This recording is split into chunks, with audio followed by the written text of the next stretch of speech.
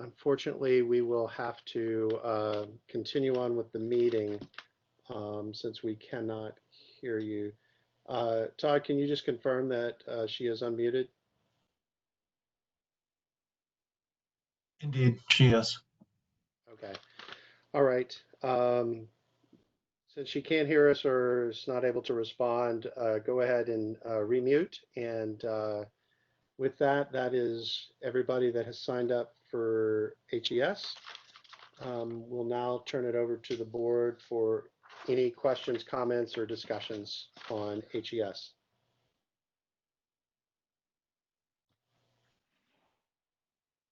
All right, Sarah. So the first thing, just in case there are folks listening who were not listening to our last conversation, I just want to reiterate that the decision the board is making here is not between plans A, B, and C. It is on July 1st, the governor will tell us which lane we're in. We will proceed with that lane according to the recommendation here. I am glad that we looked at plan A again and thought about what safety measures and protocols we need to get in place and gave ourselves some additional time there. That makes a lot of sense to me. So thank you to staff. Thank you, Sarah, for the clarity. Yeah, there's lots of confusion on which one we're picking versus those could be the options that are picked. All right, additional comments or questions from the board? Matthew, go ahead. Just for clarity for me and maybe other board members, the slide that was presented to the board that I had before tonight's meeting appears to be recommending that the board say that option B is the option that we would recommend for Hillsborough Elementary. I need clarity on that. So the recommendation from the superintendent, and Dr. Felder, please correct me if I'm wrong, is that the board would approve A, B, and C with the belief one of these will be selected, so staff and parents would know which one we would be going to execute in the event that the governor picks one of these options. The board is not being asked to only do B. It's depending on what the governor selects. Dr. Felder, can you clarify that that's indeed what we're looking at? Yes, that is what. Okay. With the understanding that if I could just give maybe an example to help further clarify, I hope. So if the governor on July 1st comes back with plan A per the board meeting on Thursday, plan A was, as Mr. Johnson stated, revised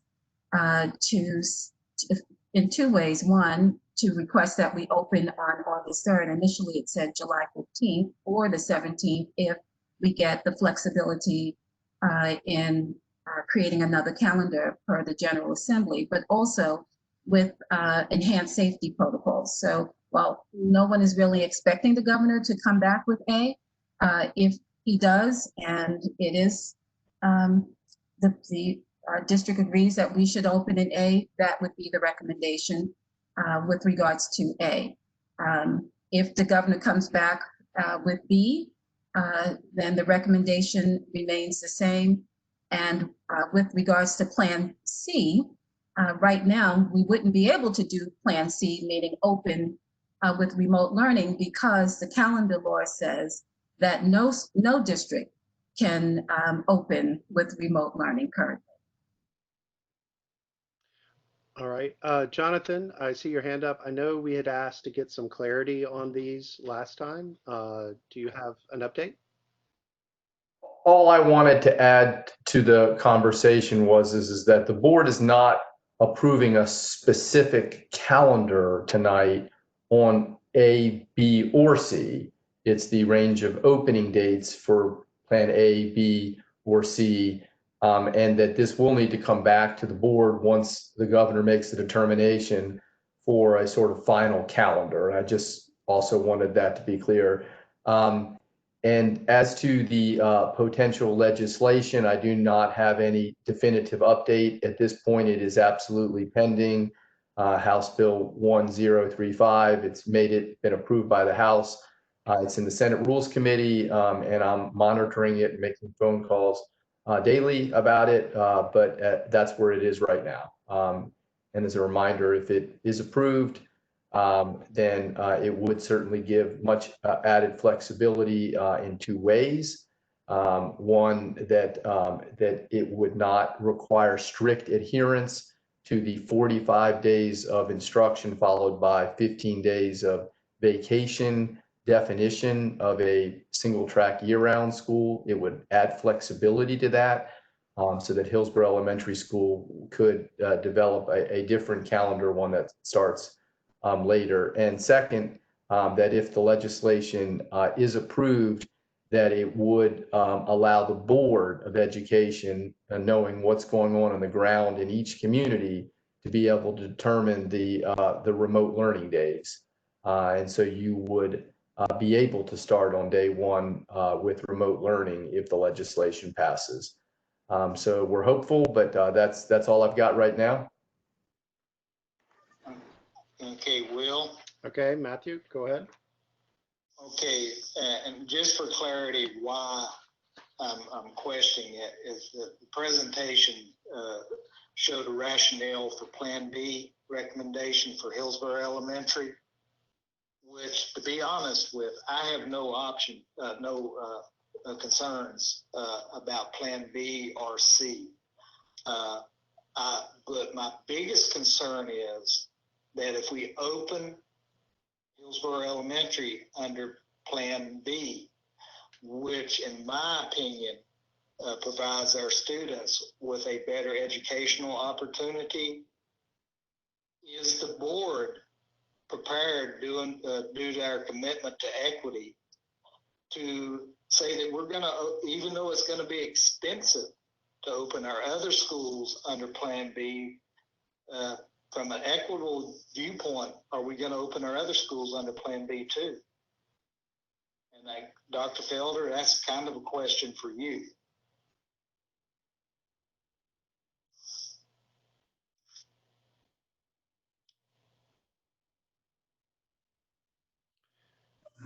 I'm sorry, Mr. Matthews, can you repeat your question?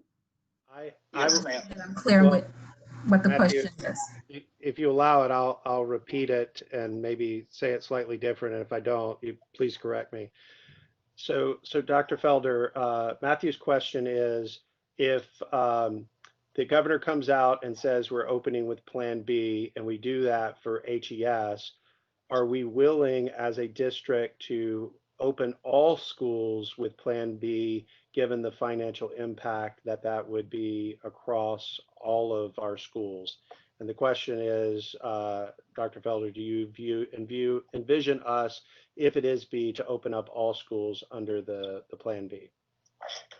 Is that fair, Matthew? Yes. That's very fair. Okay. And the answer is yes.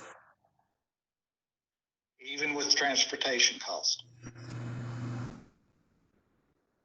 Yes. We would have to make it work for all schools. I'm in total agreement with that. I'm not trying to fight it, but I'm not hearing other board members chime in how we're going to do the transportation cost.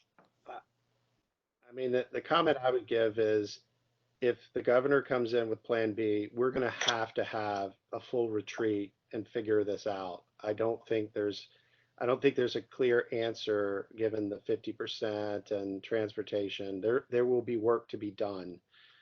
But I agree with Dr. Felder. We're going to have to figure out what it looks like. I see Sarah.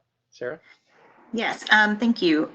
One suggestion I have, because I do think the slide, the way it's laid out, is a little confusing about what the choice was. Now that Plan A, the rationale for Plan B is actually now the rationale for both A and B of a bit of a delayed timeline. So I would change that rationale for Plan A and Plan B timeline. The top part where it says recommendation based on the governor's, I would just like write a sentence that just says that in a different way about based on the governor. If we're using this as part of our public communication about what the plan is. I would look at this content a little bit.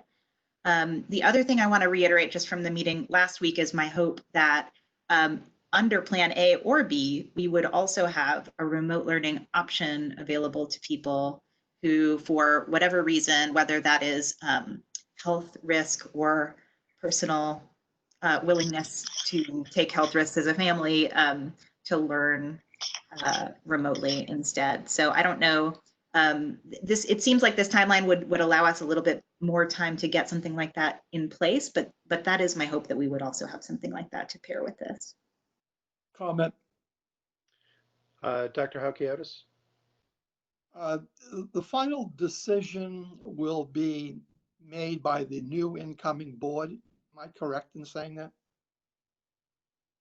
I would say yes, based on the timing. Okay. And that's why. Yeah, I think this is the most impossible situation any elected board could ever be put in. Last week, we heard very clearly that we're back ordered on PPE. We heard very clearly we'd be running 700 something miles of bus miles versus the 100 something trips we're doing now, 700 trips versus 100 something trips. We don't have the supplies in. We're going to need extra people. And I'm just putting that out there. It's putting you all in an extremely hazardous position. And I think you have to be, as Sarah said a minute ago, very mindful of, I think, the significant percentage of folks who do not feel comfortable with what's going on across the state and the country. And you're going to have to provide those folks to have opportunities for remote learning. You're going to have to reach out to children who need extra help and attention, children who have fallen behind since March. So you guys are being put in an extremely difficult situation. You're asking, well, you don't have any choice. You're being told, politicians in the General Assembly, the governor's office. I would rather go with the governor's office and Dr. Cohen, and I watched her presentation today. Hospitalizations are up again. The youthful group of folks being infected right now is rather significant. The picture looks rather bleak.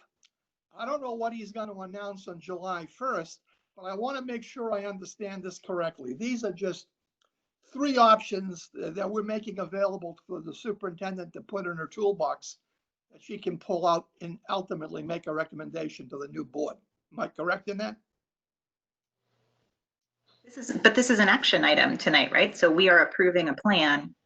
That's what the item says. Plan, but you're approving plans A, B, and C, are you not? All of them. Right? Yep. Will? Yes, we are approving the recommendation of these 3 plans, but I can guarantee you the new board will have to get together to discuss the details of these. And it's also possible that the governor comes out with a plan D, if you will, right? Oh, yeah, no, I understand. We have no idea. So this is to just help the families understand timing, right, and the staff to prepare. So the confusion still reigns, but it's not the fault of this school board. It's the fault of what's happening.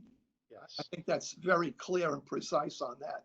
Because the bottom line is, if they can't get the PPE in, you can't open up.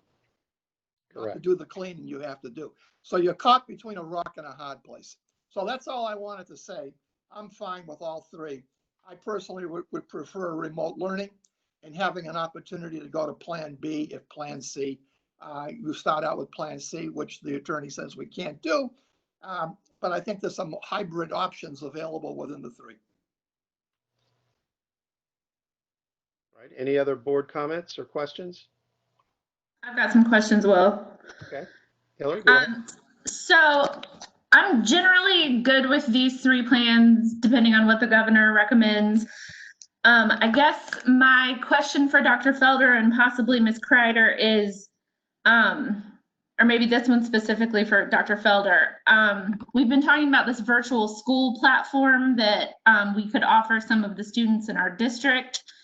And the board hasn't made a decision about whether we're going to be purchasing this or not. But I wonder if we're going to be able to get that up and going and available to HES families if they start, even if they start remotely on July 15th, I don't know if it would like limit the options that that community would have, just in terms of whether we open then. I'm also wondering if, I know that the teachers can be ready by July 15th for remote learning, but I've had a lot of parents ask me whether the students there would benefit by giving the teachers a few extra weeks to prepare for the remote learning. And I want to make sure that people understand I'm talking about remote learning and virtual learning are two different things I'm talking about, which is a little confusing. So I guess I'm just trying to have some clarity around whether it would benefit the students of HES if school was to start in August, regardless of the recommendation by the governor. That's just a question. Yeah, it's a great question, and thank you, Mrs. McKenzie. And so when we think about the gift of time would be welcomed from a safety standpoint in terms of preparing from a safety health standpoint and preparing from an instructional standpoint. I think the staff at Hillsborough Elementary School is incredible, much like at every school, and I have no doubt that they will move heaven and earth to be ready remote learning. But you also heard last week about the many upgrades that we are adding to remote learning. You heard Mr. Jones reference the technology that we still need to purchase in order to allow for more improved remote learning, for synchronous instruction if there's face-to-face for some groups of students, and while some are remote. So what I'm saying is there's a lot of work to be done, and the gift of time would be greatly appreciated. But if we had to open on July 15th with remote learning, we could stand that up. And we would need to evolve it as we go along. But again, if we had the gift of time for even the remote learning piece with all of the, again, new equipment, the training that needs to, and not just for staff, what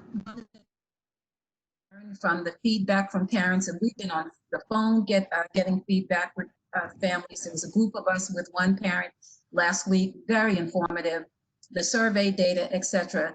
What is becoming clear is that with the remote learning, there's training or professional development, yes, for staff that would be ongoing, but there's work that we need to do with our families as well as with our students in order to ensure that that experience is improved upon.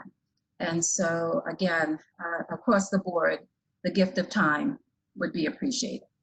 And then just for a little more clarity around the virtual platform, if we decided to purchase that and have it be an option for our students throughout the district, would HES families be able to take advantage of that if we started them back remotely on July 15th? Well, the way it stands right now, and thanks to the board for allowing us to go further into exploring that option, we were just in the beginning stages. And so unless the board is planning to purchase a virtual platform for all students, there would be a limit per school, same percentage per school of students who could participate. So right now, I think the price tag that we're looking at is $2.8 million for all students. If we wanted to make, not that all would want to take advantage of it, but if we wanted to provide it to all students, that's the current price tag. Again, we are looking at other vendors, and we certainly want to ensure that it's a quality program.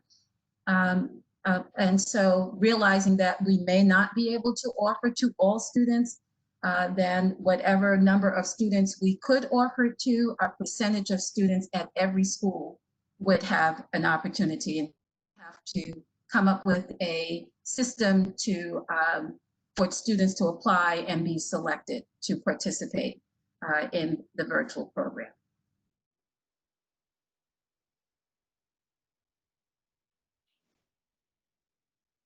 Go ahead, Matthew. Dr. Felder, and this is follow up on Ms. McKenzie's question on virtual learning. If I understood you correctly, it's 2.3 million for 100% of our students. I thought she said 2.8. One price tag we received for all students would be 2.8 million. Okay, what's our fund balance now? 2.1. Okay, so depending on what happens, we could do that. But the other was that you had a percentage of students at each school,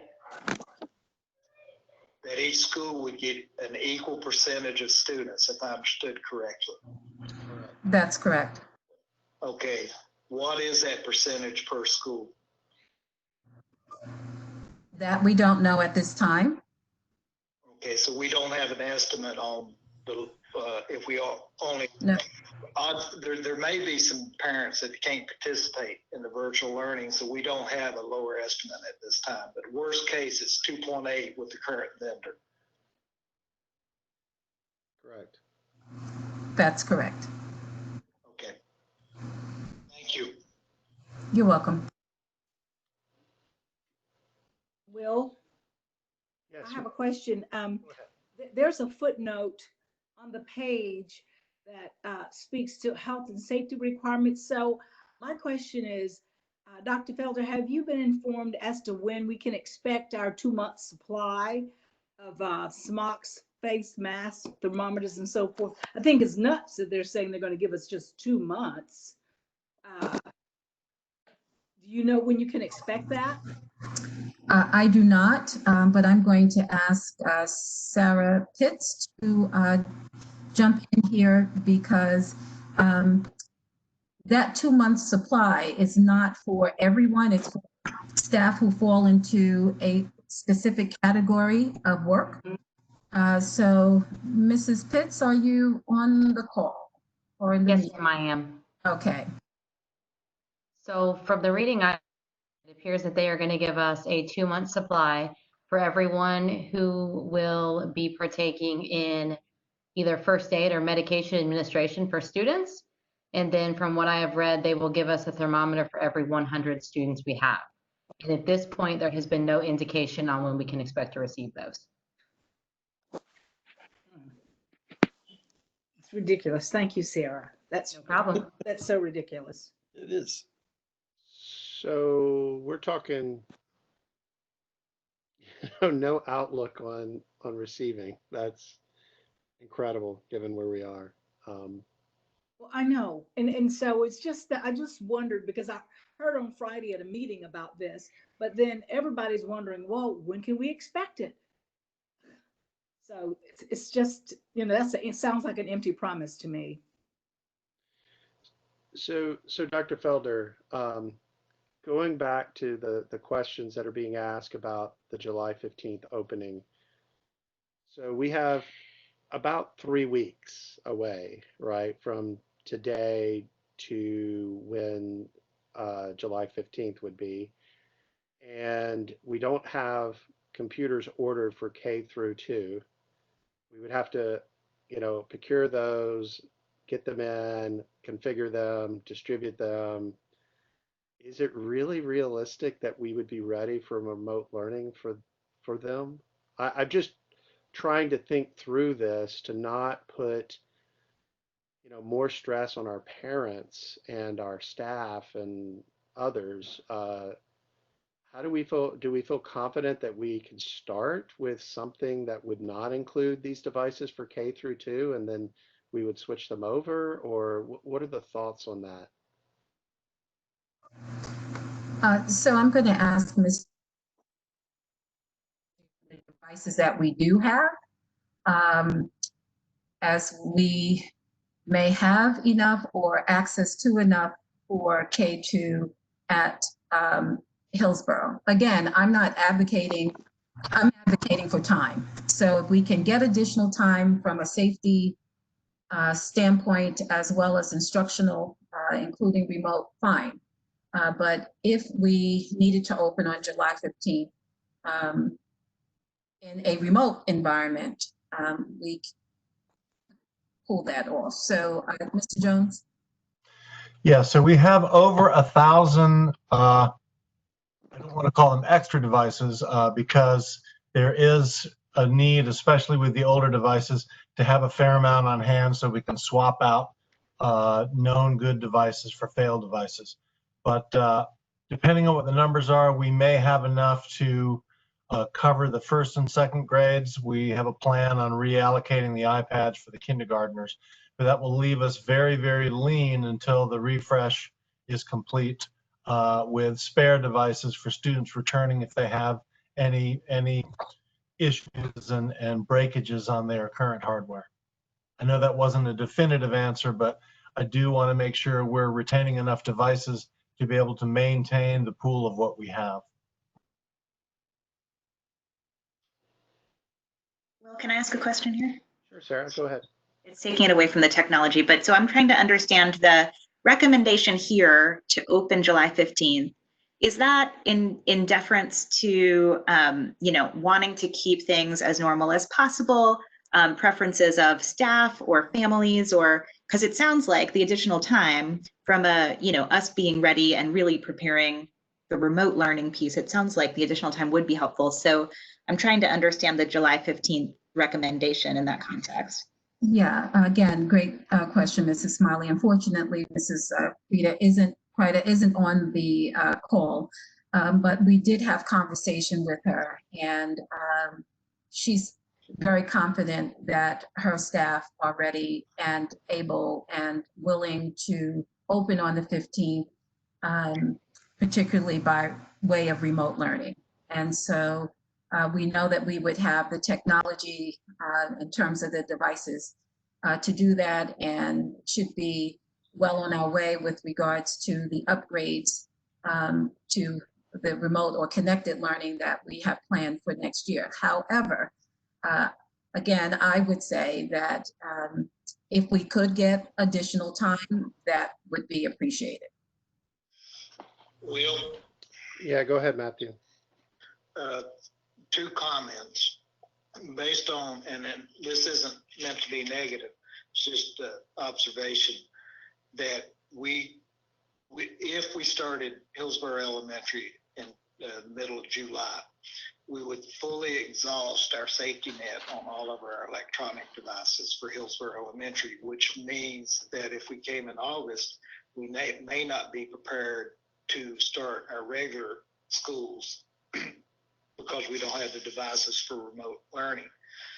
Based on what I'm hearing from staff, it appears that my take on it is right now that we delay opening Hillsborough Elementary until August to give staff time to get the devices that we need to open all of our schools. Because even if we go with B, we're going to have the electronic devices for all of our students. And it's just giving our staff time to get the devices that they need and start the training for all of our teachers on how they're going to do remote learning for whatever percentage of the students that are going to be remote learners, whether it's every other day, every other week, if it's 50-50, but I think we need more time. And let's give staff a breath to get the equipment and the plan together and say that we're going to start all of our schools in August. All right, any other questions or comments? Nice. This is Matthew Roberts. I'm not able to take your call. Nice. All right, any other questions or comments before we move forward?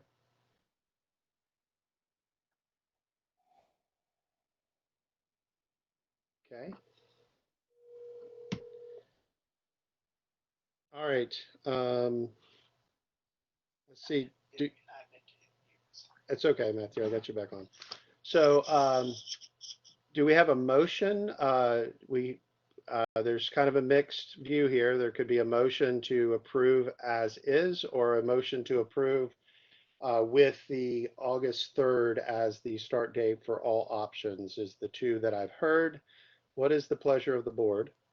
Just to add to that, Will, that it would be August 3rd as the earliest. So one option would be that Hillsborough Elementary School will open no earlier than August 3rd, or the options that are currently listed on the agenda.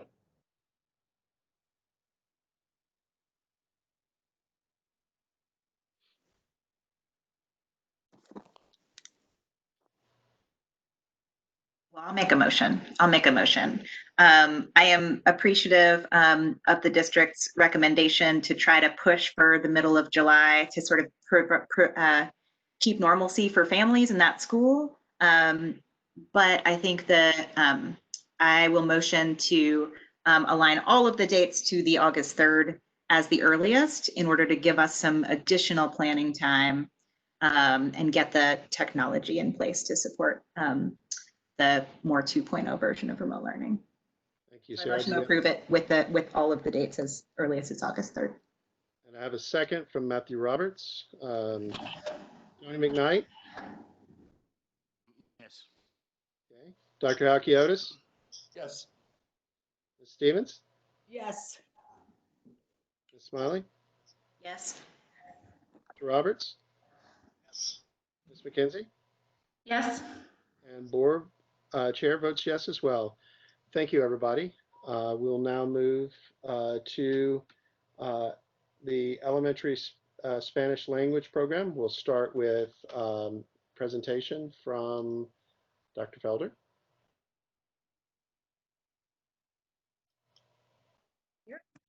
All right, just needed to unmute myself. All right, well, first let me begin with a very heartfelt thank you.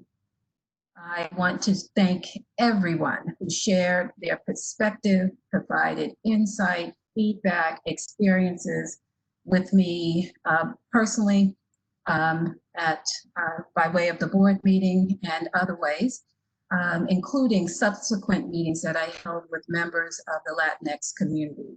All very insightful, all very helpful, and really helped to me to see something that and become aware of something that I was not aware of previously. And so what I became aware of with regards to the Spanish language teachers program, the Spanish language program, is that the teachers in that program, not only are they providing instruction, teaching students to be literate in Spanish, they play another role or other roles. And well, certainly we expect all staff, regardless of your position, to engage with families, to support families. I was had an eye-opening experience in that I didn't realize the role that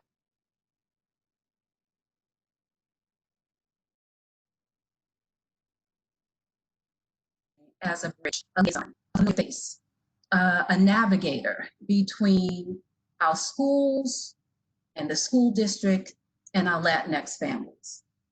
And in some cases, I understand from some of the conversations that I've had over this past week or so, sometimes the Spanish language teacher is the sole person in the school that our Latinx families have an opportunity to engage with.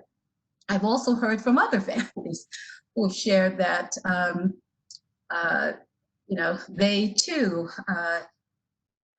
would like more support around that. But at any rate, that was very eye-opening for me. Again, expected of every person, every staff person to engage with our families and support our families.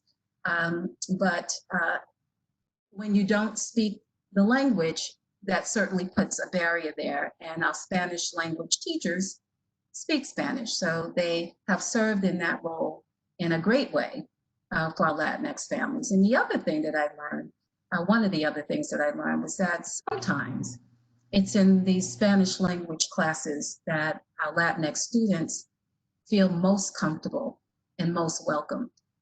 And that too was a bit of an eye opener. And so as a result of this additional feedback and insight, which again, I truly appreciate, I am revising my recommendation. And so the recommendation still remains to pause or suspend. And I'm grateful for the opportunity to clarify to those who I've been able to clarify to that this is not about eliminating a program. It's about pausing or suspending the program. So I stand with that recommendation, but I am revising the recommendation to include placing a 0.5 bilingual family outreach coordinator in every elementary school. The caveat would be that, again, these persons are able to speak Spanish so that they are inclusive. But what the position would do, it would allow there to be one person. Again, it won't take away from the responsibility of all staff to, again, engage our families. As I shared with, in one meeting I was in last week, students or children and their families come as a package. We don't get one without the other. And we want our parents to partner with us. But to know that for too many of our Latinx families, that there's just one person that they are connecting with who speak their language and are helping them navigate the school district, that's very concerning. And I think we can do better than that. So again, the recommendation would be to place a 0.5 family outreach, bilingual family outreach coordinator in every elementary school. And that person's role would be to be 100% focused on families. Again, by speaking Spanish and that being a preferred skill set, no, you must be able to speak Spanish in order to assume the role. We'll ensure that that position can be inclusive of all families and help all families to navigate the school system, to connect with their school, to provide information, and to advocate on their behalf. I envision this position helping to establish a parent academy in the district, because oftentimes it's when the families come to us, but we need to push out to the community. We need to push out to families and go to where they are, whether it's their houses of worship, community centers, wherever they are, and provide the flexibility in their schedule to enable them to do that. So I see that position being a very important position for our families and all of our families, and including our Latinx families, by being bilingual. And I also am recommending that we allocate the resources to ensure that all teachers receive ongoing training with regards to culturally relevant and responsive pedagogy. And that all staff, whether, regardless of your position, if you're collecting a check from Orange County Schools, that you receive cultural competence training. And so this is all part of the equity plan. And some of this work started to go deeper.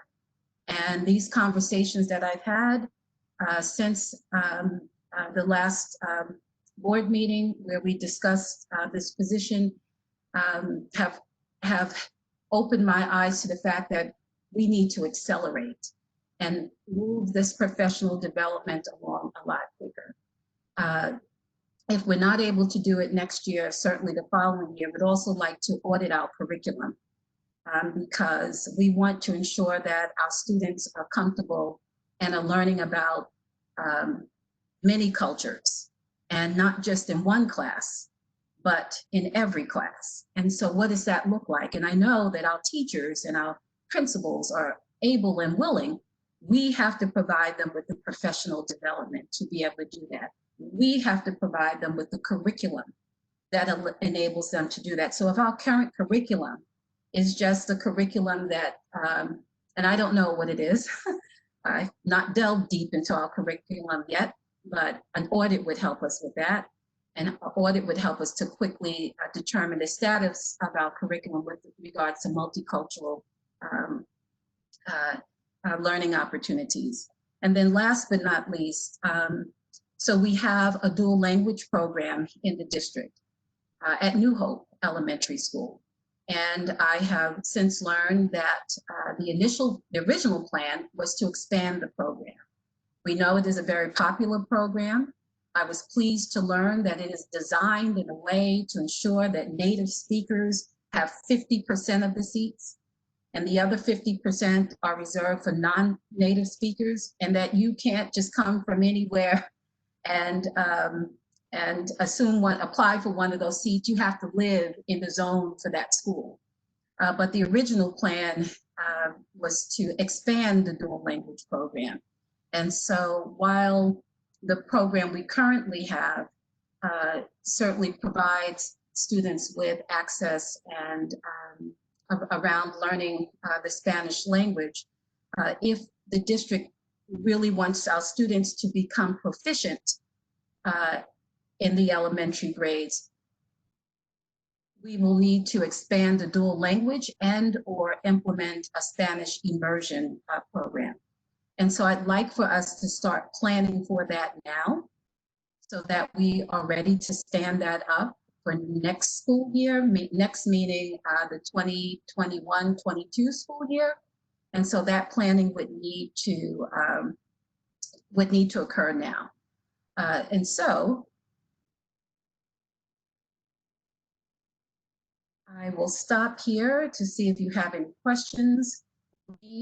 But again, I continue to recommend that we pause the Spanish language program. I will say too that we are looking at ways that things that we might be able to do this year to give students at least access to the language. And so we are, again, looking at some things there, but the recommendation remains the same, to pause the program, to shift these talented teachers into classroom positions at the elementary level. We currently have 12 vacancies at the elementary level. And you may be wondering, well, why these positions? Well, if you think about what these teachers who are teaching this language are doing, knowing that our focus is on literacy, what they're doing is literacy work in the Spanish language. And so thinking that their skills are the most transferable as they are teaching students to vocabulary, they're teaching students to read in Spanish, they're teaching students to write, to speak, to listen.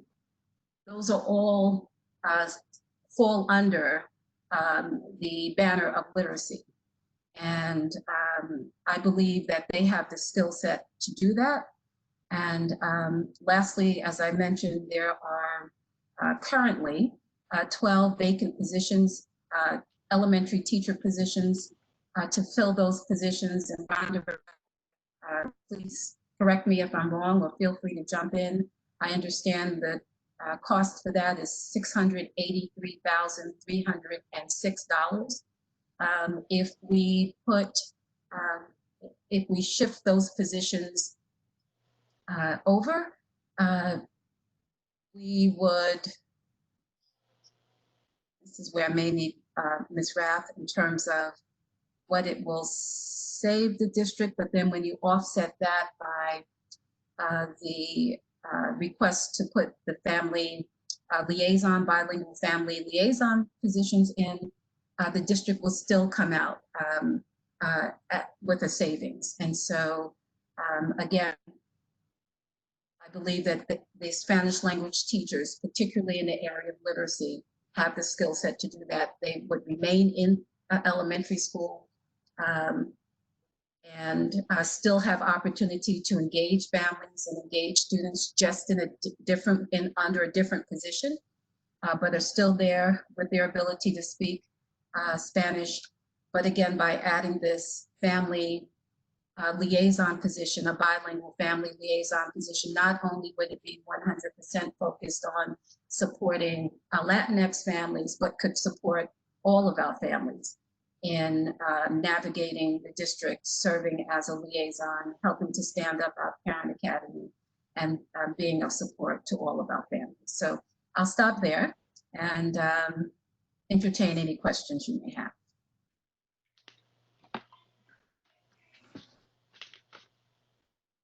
All right, Dr. Felder, before we go into questions, it's time to get public comment.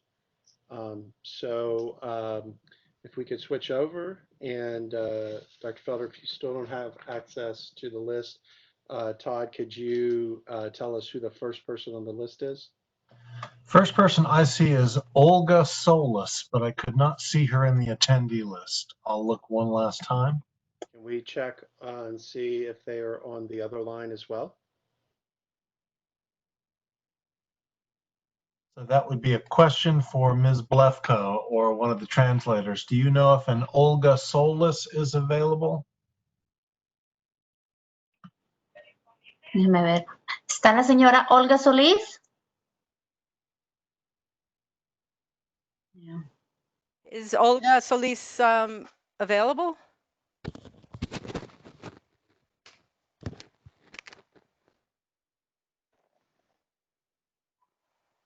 No, it doesn't appear so. The next speaker would be Fermina Martinez. La siguiente persona sería Fermina Martínez.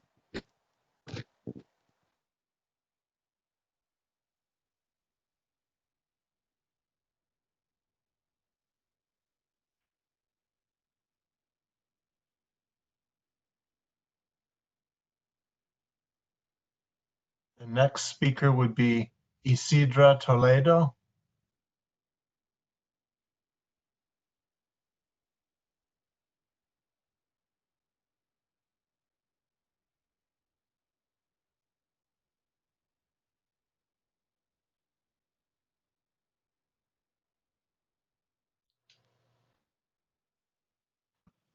Señora Isidra? Oh, sorry. No, go ahead. Go ahead. I was calling Isidra Toledo.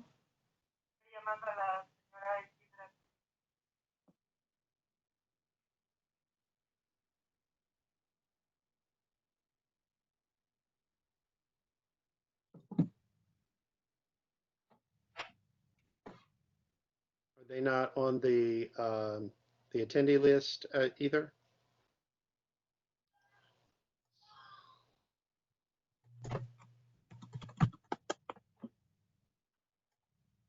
Not Fermina Martinez. Let me check on. And not Isidra Toledo.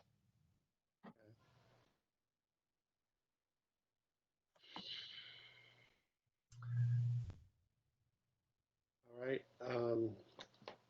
Who's next on the list? Next, I have Angelis Turcios Palomo, and they are on the attendee list. Okay.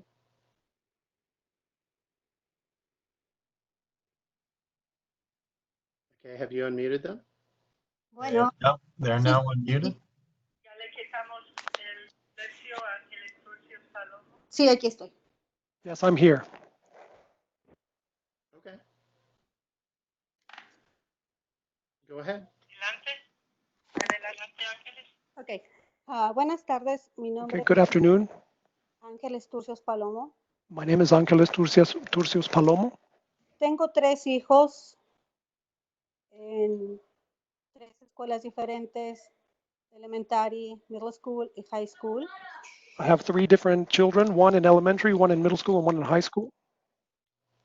Y cuando me comentaron que iban a quitar las clases de español, la verdad sí lo siento que va a sufrir bastante ellos. When I found out that classes in Spanish were going to be removed, I feel like they're going to suffer. My children are going to suffer. De hecho, ya habíamos cambiado la elementary. Mi hija antes estaba en la New Hope y tenía el programa de español un día y un día inglés. In fact, we'd already switched my daughter. She used to be in New Hope where she had one day in English and one day in Spanish. Nos cambiamos de casa y nos tocó en la escuela Pathway Elementary. And we moved and we ended up at Pathway Elementary. Y yo pienso que es muy importante las clases de español, no solo para mi niña que habla español, And I think Spanish classes are important not only for my daughter who speaks Spanish, porque bueno, independientemente de la lengua materna, sabemos que en los niños es más fácil aprender un idioma y más grandes pueden aprender muchos más. because regardless of their native language, we know that children can learn languages easily, and when they're older, they'll learn many more. Estamos en América y por lo tanto también en una economía que nos pide en todos los países para tener una carrera, tener un segundo idioma. We're in America, and in this country, it's demanded of us that we have another language if we're going to study a university degree. Mi hijo de la high school pidió francés y desgraciadamente ya no imparten esa clase, lo tuvieron que meter a español porque era la única que había. My daughter, who's in high school, wanted to go into French, but unfortunately they let her know that it wasn't available, so she had to go into high school instead. Entonces yo les pido por favor que no tomen una decisión esta noche y esperen hasta que los comisionados del condado de Orange decidan el presupuesto. And so I was happy to hear that you hadn't made a decision yet, and I hope that the Orange County Board makes a decision that is based on the budget. ¿Y cuánto van a proporcionar al distrito escolar para que sigan las clases de español? Este estado está lleno de inmigrantes que hablan este idioma. And how much you're going to provide to the school district so that they can continue to offer these languages, because this state is full of people who speak Spanish. Y es bueno que escuchen este llamado para tomarse un tiempo y reconsiderar la importancia del programa de español. And it would be great if you can take the time to reconsider this and consider the importance of the Spanish language. Para el bienestar de nuestra comunidad, porque como sabemos, hay infinidad de negocios y de una diversidad cultural hispana. Because because of the well-being of the community and for the businesses that we have in our state, because the Latin community is such an important element in our state. Pues muchas gracias por escucharme. Thank you very much for hearing me out. Y Thank you. a todos muchas gracias por su trabajo. And thank you all very much for your work. Thank you. All right. Mr. Chair, can I get a little clarification? Did you want me to keep the public comments, to keep the timer at 3 minutes, or did you want to compensate at all for the extra time for translation? I do want to compensate for the extra time for translation, so the English portions only. The next speaker I have on the list is Sonia Ramirez, and she is on the line. And she's now unmuted. Hi, Sonia, can you hear us? Hi. Hola, ¿me pueden escuchar? Hello, can you hear me? Yes. Ok. Mi nombre es Sonia Ramírez y tengo 3 hijas en las escuelas de Orange. My name is Sonia Ramirez, and I have 3 children in the Orange County schools.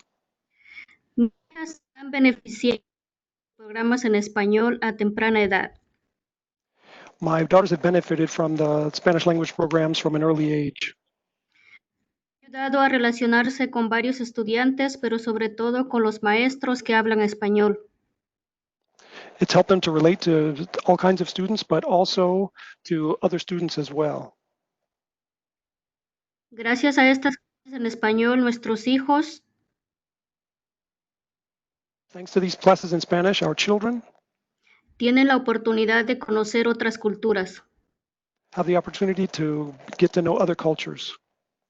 Por medio de las clases en español tenemos la oportunidad de conocer y realizar varios eventos. Thanks to Spanish classes, we have the opportunity to get to know and to participate in various events. Uno de ellos es el Festival Latino. One of them is the Latin Festival. Gracias a esto nos da la oportunidad de conocer, Thanks to this, we get the chance to become familiar with, a padres, estudiantes, maestros, to get to know parents, teachers, and other people. pero sobre todo nos hace ser parte de la comunidad escolar. But above all, it gives us the chance to become part of the school community, Sin importar de dónde eres o qué idioma hables. without it being important where you're from or what language you speak.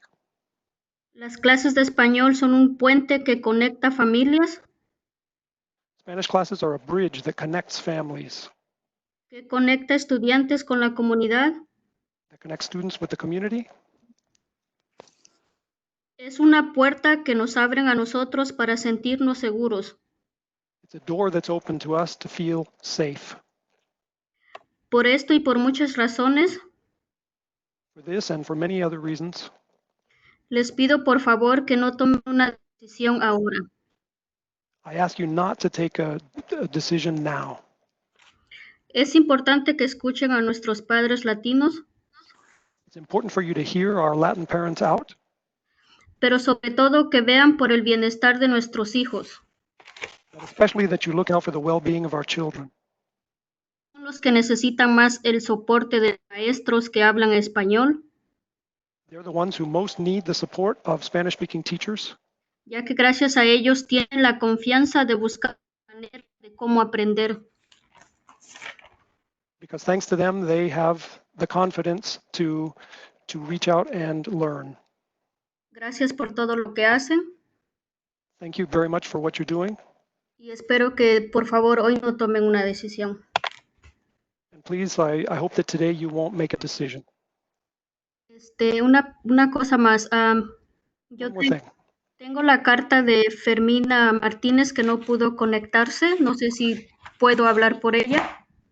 I have a letter from Fermina Martinez who was not able to connect. I don't know if I'd be allowed to read it.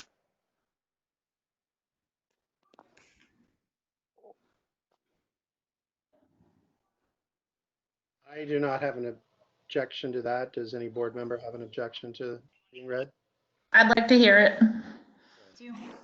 Excellent. Please ask her to read it.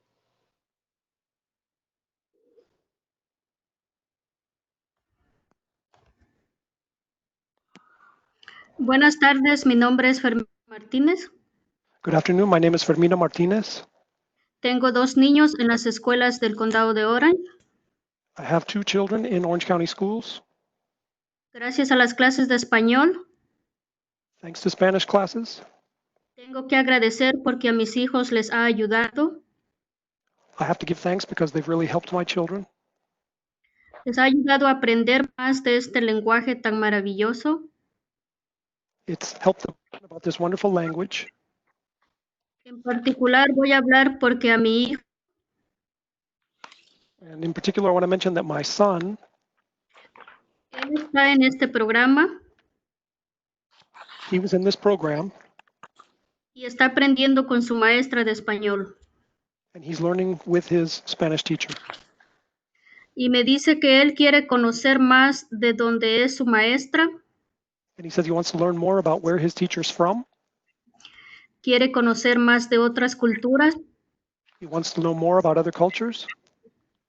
Siento que gracias a esto tiene una relación cultural, And I think that thanks to this, he has a cultural relationship, no solo con sus compañeros, not only with his schoolmates, sino con sus maestros, but with his teachers. no solo porque aprenden leyendo, Not only because he learns by reading, sino cantando canciones en español. but singing songs in Spanish. Al cantar canciones en español les ayuda a aprender cada día también. By singing in Spanish, they learn every day as well. Quiero pedirles que no tomen una decisión tan precipitada. I would like to ask you that you not take a quick decision Y escuchen a nuestra comunidad. and that you hear our community out. Por favor, no quiten las clases de español, Please don't take Spanish classes away, porque estas le permiten a nuestros niños seguir aprendiendo because they allow our children to continue learning más del idioma español, ya que esto les ayudará en su futuro more than just Spanish language, because this will help them in their future, para que sean personas bilingües. so that they become bilingual people. Gracias por su tiempo. Thank you for your time. Thank you.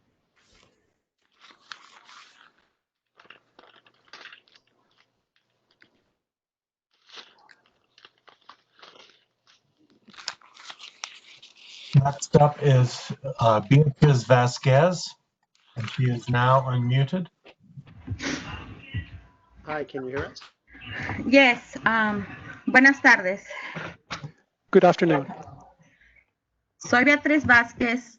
And also I have my older son here with me who I would like him to read this letter for me because he is full in Spanish and he is full in English.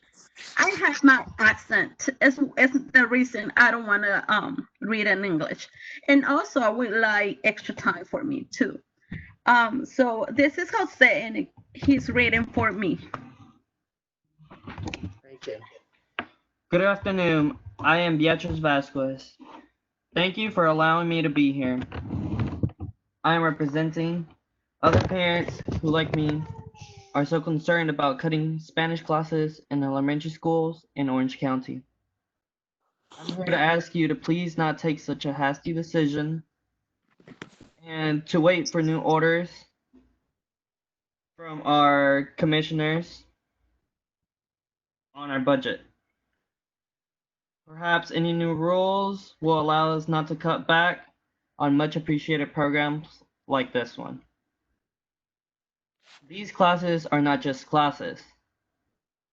It's also a family union, a closer connection between families and school. It is also a connection between English-speaking families and Spanish-speaking families. It's more than a language. It's a culture and it's a union. Children have adapted, they have the confidence, and they have adapted to their teachers as part of their families and their lives. When Spanish-speaking teachers are close to a child who does not speak English, this child feels much better, their grades increase, their behavior improves, and they're able to learn more than one language at such a young age. I know families that do not speak Spanish perfectly, and they are afraid of losing what little they know. They are confident that at school, their children will learn something that they had not have the opportunity to learn in their country.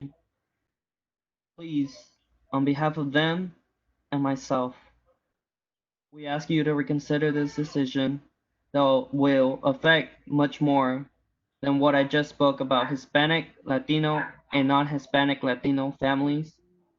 Because there are so many families who are struggling to learn our wonderful language, which is Spanish. For this and many more reasons, we ask that you suspend the decision tonight. Listen to the new budget and take time to consider the importance of this program. Thank you.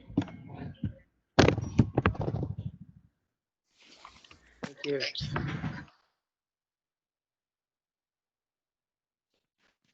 Next up is Christina Lopez. I do not see her listed. Perhaps she's in one of the dial-in lines.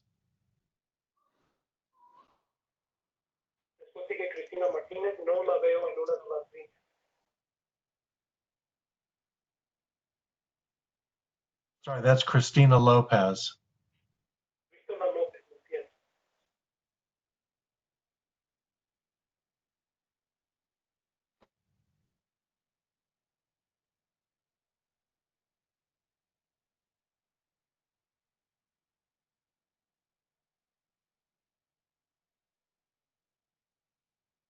Is there no Christina Lopez?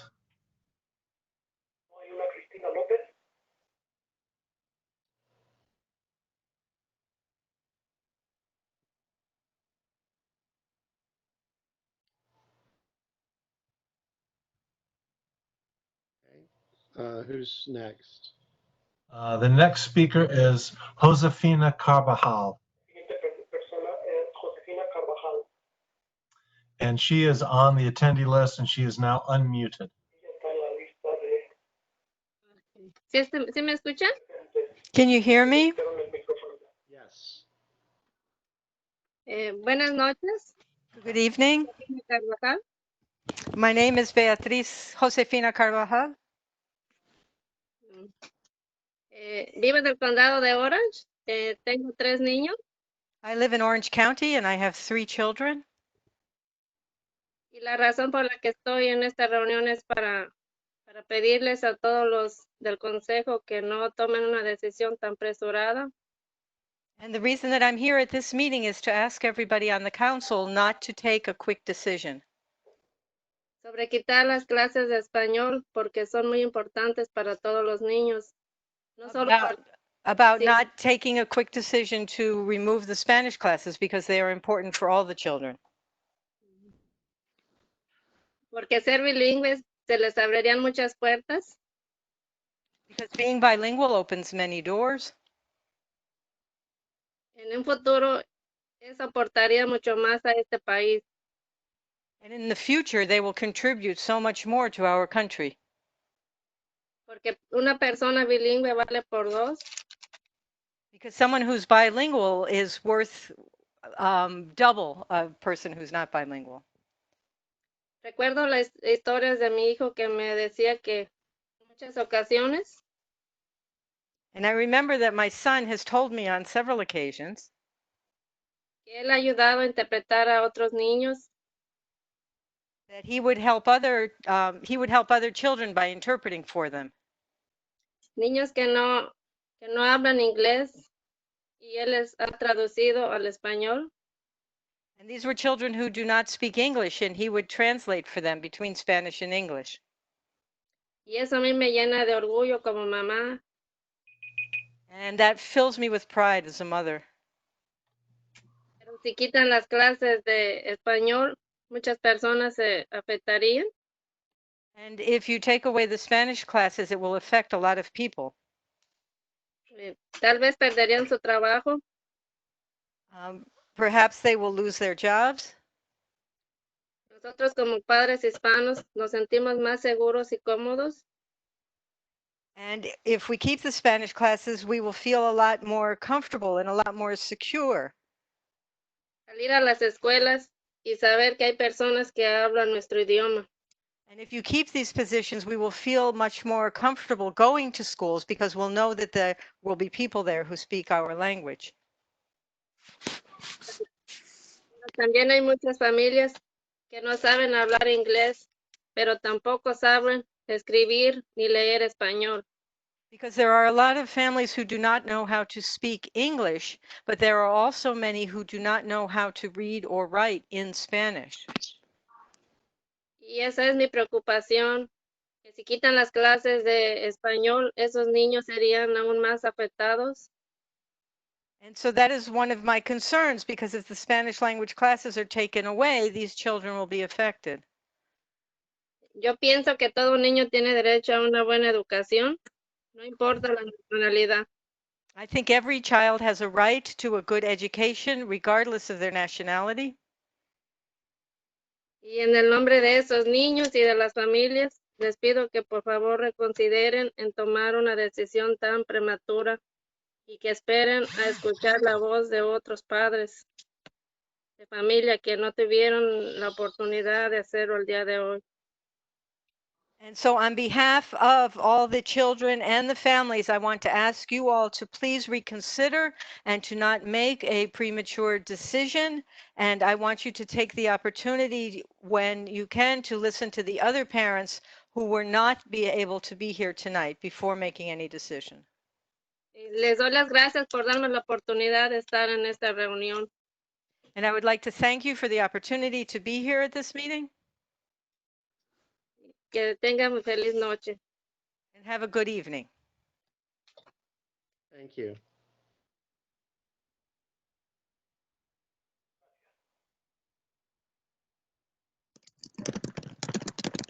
one more speaker, Sonia Desai. And she is now unmuted. Hello all, thank you for listening to me. I wanted to just echo what the parents have said so far and to ask for delay of the vote on the Spanish elementary classes as well.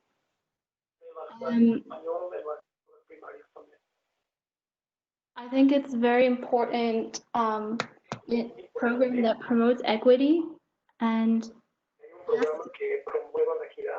additionally that the board asked the state for an exception to the state allotted funds and to increase funds to provide money that's needed for these things that the board is looking for money for, including, so I know that the Leandro report came out in December, or it was actually before December, but it came out publicly in December. It talks about how people in North Carolina, this NC Supreme Court ruled that residents are not receiving, or like people are not receiving the basic education the Constitution requires. So this was a decision 20 years ago, and the report recently came out. And its report is to direct money in the ways that I think the board is looking for. And I think it's time to put pressure to the state to allocate the money as is in the report. And I think it's a duty of the board to follow up with this. And I hope that this will help prevent the, I hope that you can delay the vote on the Spanish elementary classes, and you can look into these other options. And as well with the the $4.5 million for 9,000 devices. I asked that a survey be done of who already has a personal device that they can use for school. I heard on June 18th that there were 17,000 devices, I believe, that Todd said. Maybe I misunderstood. The warranties were expiring, and I'm sure we'll talk about this later. But I know I'm supposed to give my comments at once. And so I just ask that you look into how we can save money by looking at who already has personal devices. And again, I hope that you will explore these efforts and delay your decision to the Spanish elementary classes.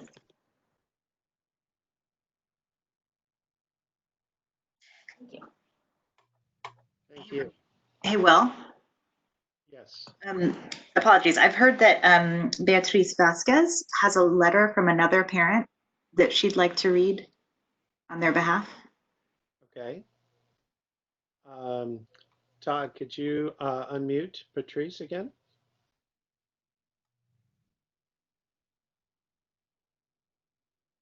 She's now muted. Buenas tardes. Can you hear me? Yes. Okay. Mi nombre es María Salazar y vivo en el condado de Orange. Tengo 3 hijos en las escuelas del condado de Orange y uno en high school. I have 3 children in Orange County schools. Uno en middle school y el menor en segundo grado. One in high school, one in middle school, and one in 2nd grade. Yo en lo personal sé que se están haciendo muchos cambios en las escuelas. I know that a lot of changes are taking place in the schools. A causa de este virus, entiendo que muchas cosas están cambiando. I know that because of this virus, many changes are taking place. Y una de las cosas que me preocupa en lo personal es que quieran quitar los programas en español. And one of the things that concerns me personally is that you want to take away the Spanish program and Spanish classes. Ya que mis hijos están contentos de aprender día a día, en especial mi hijo de segundo grado. And this is because my children are so happy to be able to learn every day, especially my son who's in 2nd grade. aprendió en el primer evento latino que se realizó en su escuela de mi hijo este año.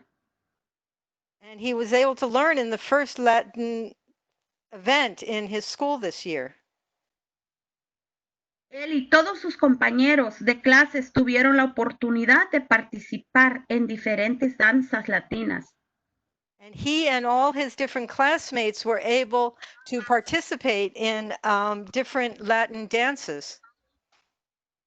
Él y sus compañeros danzaron y cantaron y yo como mamá tuve la oportunidad de convivir con otras familias americanas. And the kids were all able to dance and sing, and I was able to interact and participate along with American families. Afroamericanos y otros muchos países. And also African American families and families from all different countries. Conocer más de nuestra cultura latina, tuve la oportunidad de ayudar a elaborar parte del vestuario de los niños. And through learning more about Latin culture, people were able to help out in making the costumes for the kids. Como madre me sentí tan contenta de que a las personas de este país sí le importa nuestra cultura. And as a mom, I was so happy to see how people from this country were interested in our culture. Y de que se toma la decisión de mover los programas en español, nos afectarían a nuestros hijos, pero también a la cultura americana. And so if you move or remove the Spanish language classes, it will not only affect our children, it will also have an effect on the American culture kids. Ya que ellos están aprendiendo el español con nosotros, con nuestros hijos, nuestros maestros. Because these kids are learning Spanish along with us, along with our kids and the teachers. El español sí importa, ya que es un idioma que nos conecta como personas. Spanish language matters. It's a language that connects us. De parte de mi familia y todas las familias latinas, pido que deliberen lo importante que es el español para nuestros hijos. And so in the name of my family and all the other Latin families, I want to ask you to keep the funding for the Spanish program. De mi familia y todas las familias latinas, damos las gracias encarecidamente y que como padres latinos nos tomen en cuenta. And also on behalf of our family and all the other Latinx families, we want to thank you very much, and we want to be asked as Latinx parents that you take us into account. Yo les pido por favor no tomar un tiempo para reconsiderar la importancia del programa de español en las escuelas primarias para el bienestar de nuestra comunidad. And so I would like to ask you to please take the time to consider the importance of the Spanish language program, especially in the primary schools.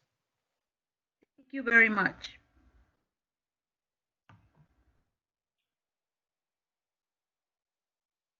All right, so I see your hand raised, Hillary. I just want to ask Todd. Hey, Todd, on the early names that you called out, can you check just the last digits to see if any of those families may have called in under just a phone instead of registering?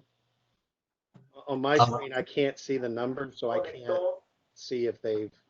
Let me recheck. I need to pull that document back up. Hold on, let me mute the. Way to see if some of the people that have signed up or a dial in only. Hold on one sec, please. So Will, in the attendee list, in the name column, you can sort of expand it out. It's like a sort of hidden, you can expand it and see the first 6 digits of a number. So if we do have the phone numbers of the people who registered to speak. That's why I'm asking him to do the search versus calling the numbers out. Yeah.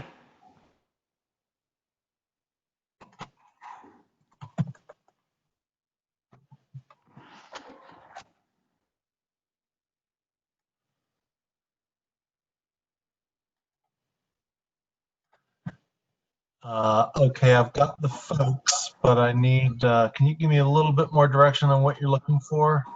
So Todd, if you just take the speaking list of the people that you weren't able to get find in the list, and just look at their phone number and see if their numbers match with the call-in user to give them the chance to speak. So in the attendee list, for example, you can see everything but the last 4 digits, or at least I can.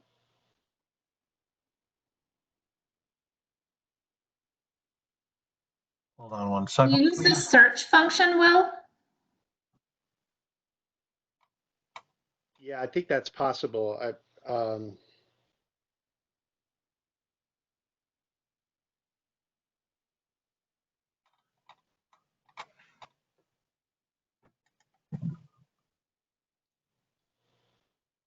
Yeah, all I'm able to see are the first, I can't see the digits there. Yeah, so we're just talking about matching the first digits in the phone number, and Right. that was the person. I'm afraid I can't see the numbers. I just see call-in user and then a designation. If you'd like, I can search and see if any of those people have since joined. So in our view, Todd, we can see call-in user 27 parentheses and then a number, for example. Right, and I'm telling you, I can't see that number. I'm sorry. Okay. So Sarah, do you have any way to ask who the person is, and maybe I can look up their number specifically? I have, oh, sorry, I have Christina Lopez and it's in the phone. Okay, let me try to in speaker. Please go ahead. Okay, Cristina, habla. Christina, go ahead.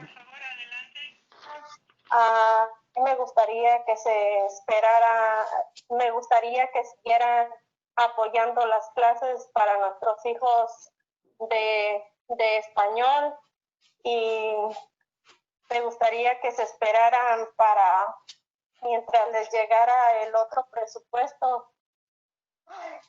I'd like to support the comments from other speakers to hold off the decision until the new budget information comes in, and that we keep the Spanish program for the students. Okay. Y me gustaría que nos hablaran un poquito más. ¿Me quieres repetir, Cristina? Porque no escuché. ¿Mande? Por favor, repites. Can you repeat that, please? Because we couldn't hear you, Christina. A mí me gustaría que nos apoyaran en que apoyaran a nuestros hijos a que aprendan nuestro idioma, que lo escriban, que lo lean, porque pues uno se los habla, pero no lo escriben y no lo leen, y a mí me gustaría que siguieran esas clases. I'd like you to give the support to our kids to be able to learn our language, how to read and write it, because some speak it, but they're not able to read it, and they need that support. Eso es todo. Gracias. And that's all. Thank you. Thank you.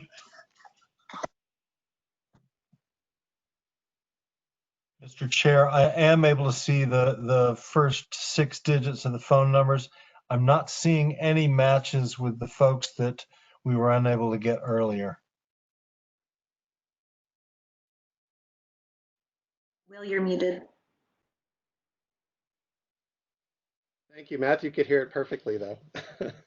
So Sarah was able to find, it looks like Olga from the first person you read off. Yes, I believe that Olga Solis is call-in user number 14. Can we unmute them? Yeah, I've got a very different number for that person, but sure. Oh, it may not. It is the same first six digits.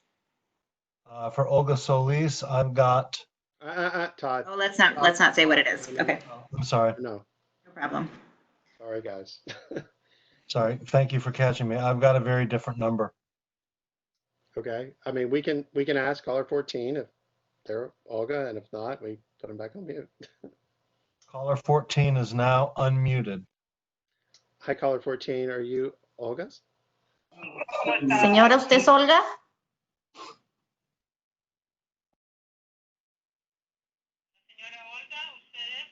Is that you, Olga?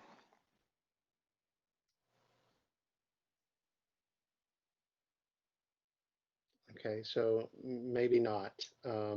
Okay, Todd, if you could go ahead and mute line 14 back. It's now remuted. Okay. Sorry, y'all, just trying to problem solve around, hearing that there were some people who are hearing us and wanting to speak, but their names aren't showing up. So, Will, I'll defer this back to you. Okay, thank you, Sarah, for communicating back and forth to try to figure this out. All right, board. That is all of the public speaking that we are able to find and communicate with. I know that Hillary, you had your hand up first, so Yeah. Please go ahead. Okay, so I wanted to say that I had miscalculated the importance of the elementary Spanish program to our Latinx community members. And I'm really sorry that I did that. And I'm understanding now how important it is to this community. I also want to say that I very much trust Dr. Felder's intentions, and I understand her recommendations. And I know that we are at a crisis point for literacy in this district. And these are feeling like very impossible decisions to make. But what keeps boiling to the top for me is that this district has not earned the trust of our Latinx community.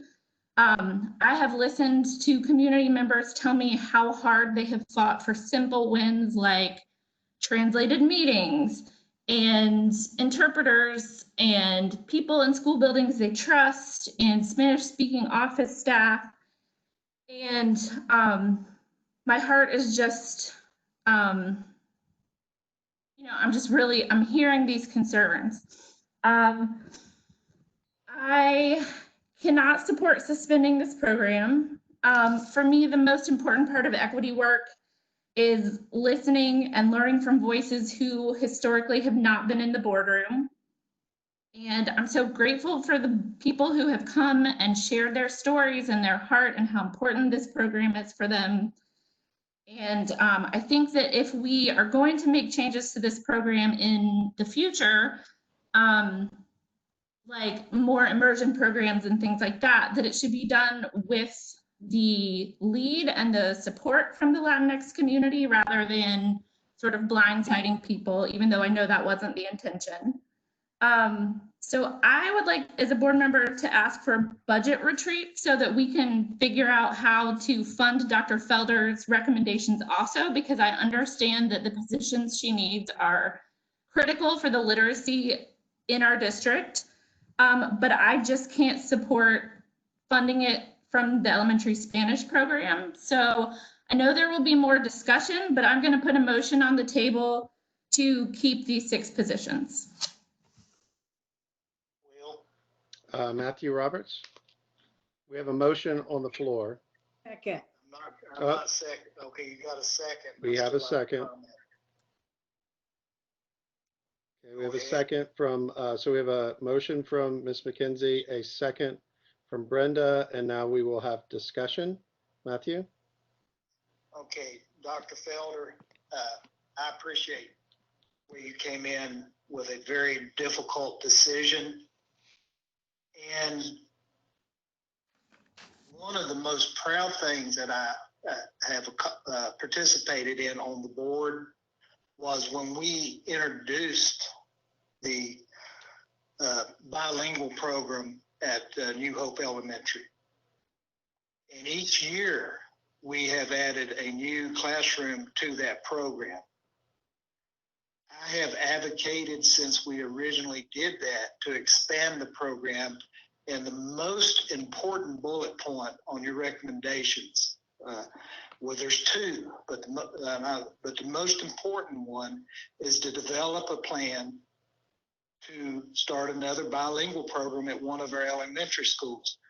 Because each year that we have that, we end up adding an additional Spanish-speaking teacher in the next grade. So at the end of 5 years, each elementary class, maybe 6 counting kindergarten, will have a Spanish speaking teacher going forward. That is the best way, in my opinion, to continue to grow and meet the needs of our Spanish-speaking parents, because it's a win-win. New Hope Elementary has been well received. I listened to a parent tonight that mentioned that they had transferred to Pathways, and she's saying she wants that program at the school. So we're not eliminating the Spanish program. If we expand our dual language program into at least one school, but maybe 2 schools, it helps everybody. And it actually provides all of our students that participate in that program an opportunity to become bilingual. The other one that's very important is where you've come in and said you're going to go ahead and hire the bilingual family outreach. I see that as the biggest benefit, so that the classroom teacher, whether they're English or Spanish, they get to focus in the classroom, and we have someone else that can communicate between what other teacher that family is having a problem with. And we don't have to disrupt this, what we currently have as our Spanish elementary classes teacher, that they can focus on teaching.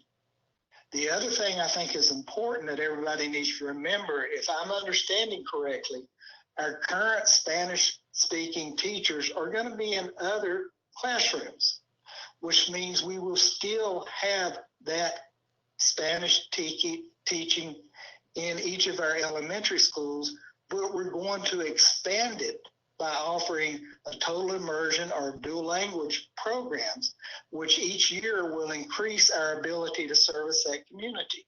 And I'm going to leave it at that. But thank you for taking and bringing this before the board, because I have been advocating since we did the first one to expand it, and you're finally trying to expand it. Comment. Dr. Halkiotis? Go ahead. I think it's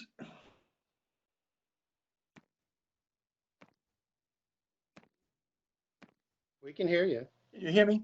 Yes, we I can think hear you. it's really important to remember that the superintendent is not putting the Spanish teachers out of work. The proposal is to reassign them for 1 year. They still will be in the schools in a teaching position and still be available. And I think that's critically important. There are going to be a lot of situations that are going to pop up in the next few weeks that you guys are going to have to sit down, and a board retreat has been recommended, I think is going to be essential to deal with budget issues, that you can very easily right now support keeping the Spanish teachers where they are, and also endorse the superintendent's proposal for the part-time bilingual community liaison folks to be in the schools. I think you should do that. And I think you should say, we're going to use fund balance for that, and send a clear message to the county manager and to the county commissioners that your #1 priority is the children of this school system. All the children, not just some of the kids, every one of them. And you've got a superintendent who's making bold proposals. If she's going to move the needle in this school system, you have to get behind her and support her bold initiatives, or you're not going to go anywhere, is the bottom line. You've got money in the fund balance to do this. I'm not even sure we've heard an amount of money necessary to do the part-time community liaison folks. I think we need to do both, keep them in the classroom for the Spanish teachers, and also hire the part-time liaison folks. And the one caveat I would have, you need to recruit in the Hispanic / Latinx population, okay? You need to actually recruit some of these wonderful folks who spoke tonight. You want people who are committed to the purpose of the program. And we've heard some wonderful speakers tonight, but give Dr. Felder the tools that she's going to need in her toolbox to move this school system forward, and let the county commissioners worry about the fact that we're using our fund balance to fight for the children of the school system. Thank you. Okay, other board comments? Well, yeah, this is Brenda. I will say that I second the motion, so of course I support it. But what I want to say is we've lost half a year of Spanish instruction, and then to put it on pause, we would lose another year. So that's 1.5 years of Spanish instruction. And we all know that learning a foreign language enables you to grasp the mechanics of grammar. So I am not, we worked really hard to get Spanish in our schools. And we were talking a few hours ago about coming up with $150,000 for something else. So I am in favor of leading the Spanish teachers in the classroom. So, because kudos for us, we have the teacher of the year is a Spanish teacher. So I support Hillary's recommendation. Sarah? Thanks. I support it as well. Dr. Felder, I want to thank you for following up last meeting with additional meetings with some other people who spoke, and really listening to that and hearing the new information. I know that the listen and learns got cut short, right, because of COVID. And so I think that those additional conversations, I hope will continue, because I think what they illuminated is just the way that this district serves families, leaves a lot to be desired, and there's a lot of work to be done. And so I thought that your recommendation for the bilingual family outreach coordinator positions, that's very, very necessary. I thought your other recommendations around looking at our curriculum, looking at our how we're developing teachers to be culturally responsive educators. The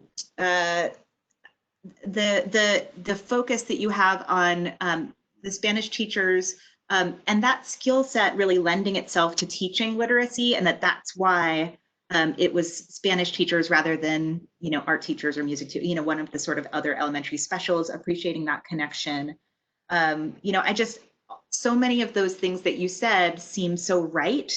And so they really resonate with me. And I think a lot of what we've been hearing about what is needed to make our schools really work for everyone. The reason that I support this is because I just don't think we can make that all happen in a year. And I think in a time where Latinx families are being disproportionately hit by the health impacts of COVID, by the economic impacts of COVID, and this kind of climate that's affecting all of us, to sort of lose this program, I think it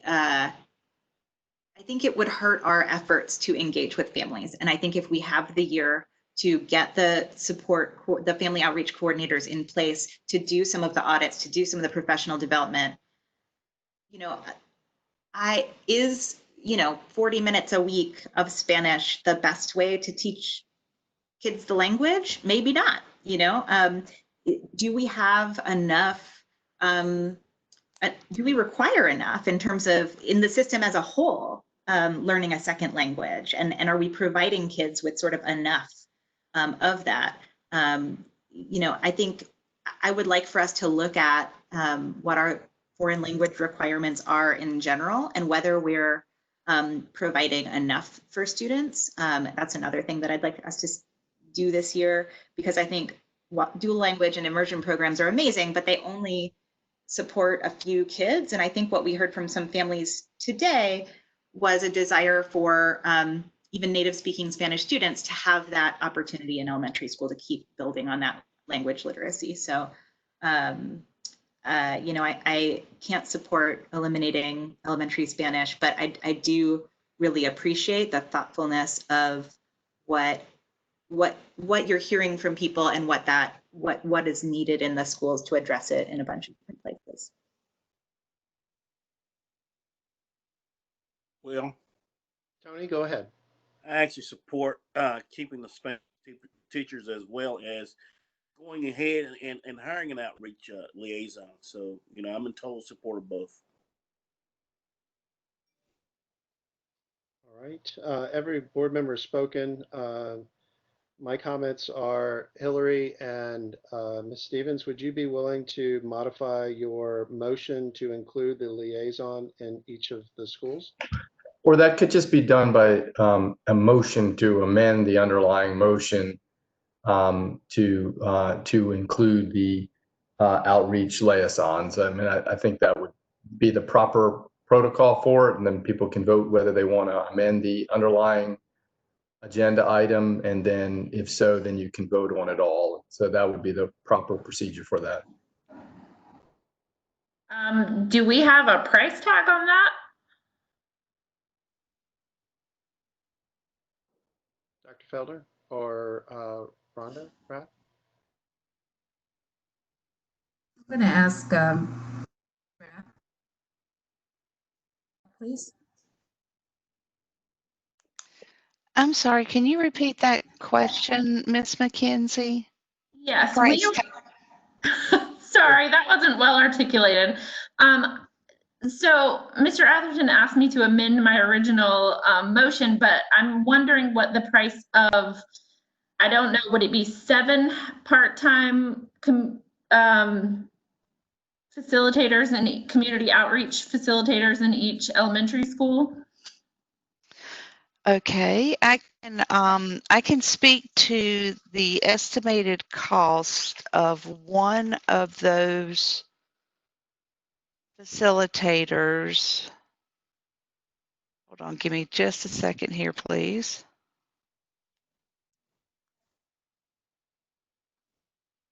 So a full-time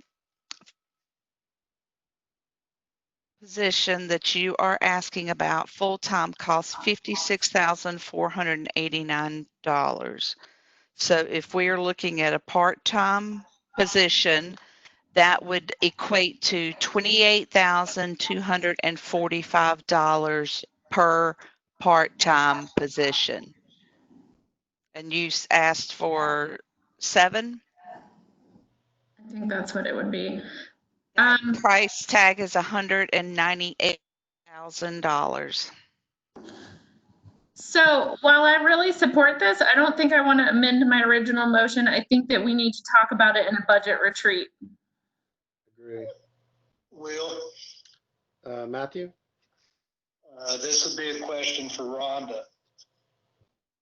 The bilingual program at New Hope, what's the net cost to the district for that program per class? I don't have that information handy, Mr. Roberts, but I can definitely work on getting that.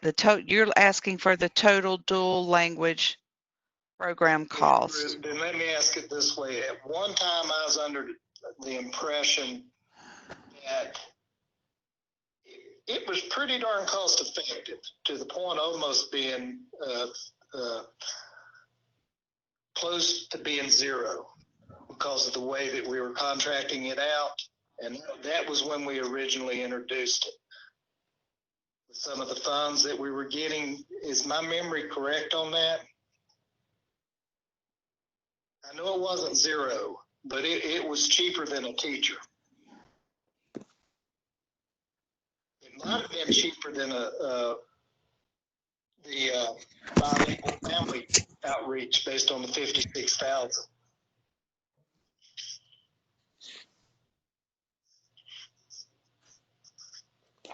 I'm having trouble recalling that, Mr. Roberts, so I would need to do some further research to try to get some specifics and clarity. I think it's important research that for the new board to understand the true cost of our bilingual program compared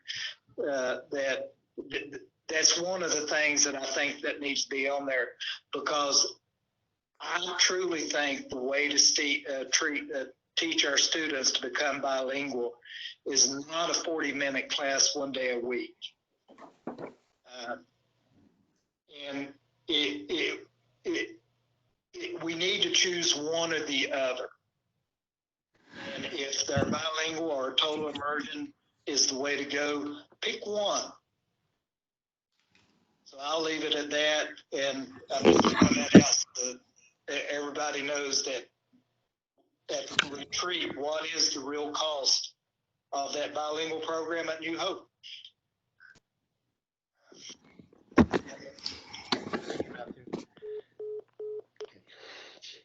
So Will, if I could just, so that there's clarity, the sole motion on the floor is to retain the elementary school Spanish teaching positions. That's the motion that's been seconded, just so that there's clarity on what the board's voting on. Yes, that's correct. I think I've changed my mind. I'm going to amend the motion to include the facilitators. So that's a motion to amend. That's what I was trying to say. Procedurally, if another board member would do it, since it's yours, but I'm not saying you can't. But it's fine. Someone else can do it. I'd be glad to do it. What's that? Says Dr. H. I'd be glad to do it. Okay, so Dr. H has made a motion to amend your motion to not only retain the Spanish teaching positions, but also to add the outreach liaisons. Correct? Second. Okay. Will, can you take it from here?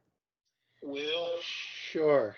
I'd like to make a motion to increase. Oh, no. That's already been done, Matthew. It's already been done. No. Oh. This one's different. Okay. There's a motion on the floor. There's a motion on the. Hold on, everybody. Program. Oh my goodness. Hold on. So, Matthew, you're requesting a motion to amend.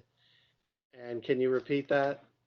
But I want to include the dual language and or immersion program. Okay, we already had a motion to amend. Remember, Halkiotis moved to amend the motion. He already did. Second. Will, correct me if I'm wrong, he moved to add the bilingual family outreach. Yes. Amending the motion. It was amending the motion. Language and language immersion program. All right. So procedurally, we have a motion. We have a amendment to that motion with a second. Correct.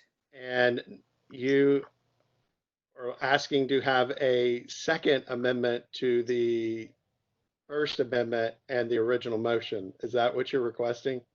That is correct. Jonathan, I do not believe we can have an outstanding secondary amendment per Robert's You can't do rule. that. You can't interrupt, according to Parliamentary Motions Guide. You cannot interrupt when you have moved to amend the motion. I would ask that the board vote on the motion to amend the underlying initial motion. Yeah, and that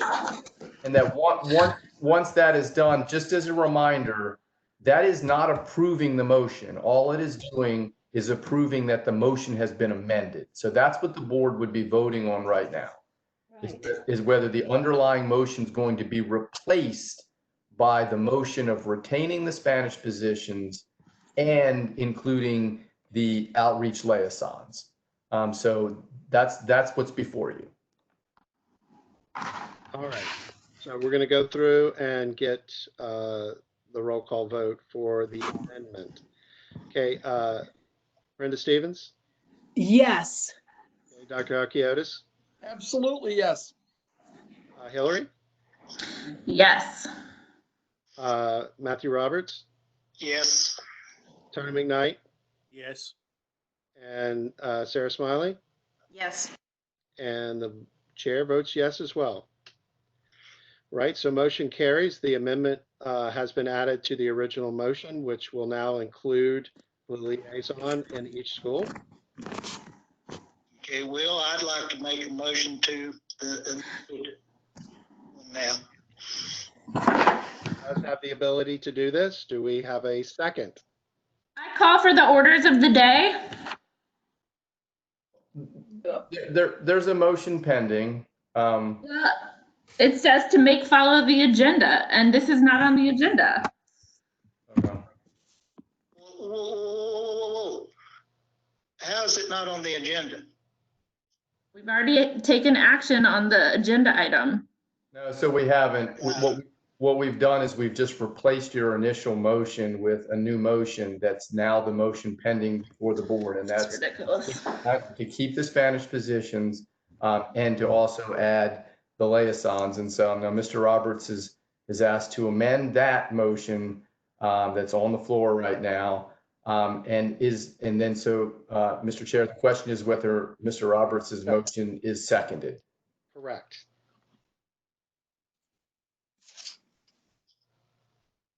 Hearing none, the motion fails. So we are back to the motion for retaining the Spanish program teachers with the liaison position. Before I take roll call vote, I just wanted to also thank all of the community members that have reached out via phone call, via email, met with us and had these very enlightening conversations. We appreciate all the advocacy for our students, and we appreciate everyone's time in this discussion. With that, we'll go through the vote, and we will start off with Ms. McKenzie. Yes. Okay. Tony McKnight? Yes. Dr. Halkiotis? Absolutely, yes. Matthew Roberts? Matthew, can you hear us? Yes. Okay. Brenda Stevens? Yes. And Sarah Smiley? Yes. And chair votes yes as well. Motion carries. All right. Thanks to the board and everybody who came out tonight to participate in this discussion. Next agenda item is for action as well and very appropriate. It's the board calendar. The reason it was put on our agenda is to talk about doing a retreat and additional board meetings, given we do know that we are going to have some very unique discussions, especially after the announcement of July 1st. Give the board, the staff some time to prepare thoughts around that announcement and have some discussions and a retreat. So just to start off the discussion, since we do know that the new board will be sworn in on the July 6th, very quickly after, having a board meeting and or a retreat would make sense during that first week, and having a second meeting during that month based on any additional items that come up or issues such as do we have our PPE equipment or additional that may pop up. With that, I'll open it up to the board's floor to have ideas or suggestions around this. Well, could we wait until the 6th and do that so the people, you know, nothing against the three gentlemen, but you know, they ain't got no dog in this fight. So, so to speak. And so I would say, what about waiting until the 6th and let the others have their input?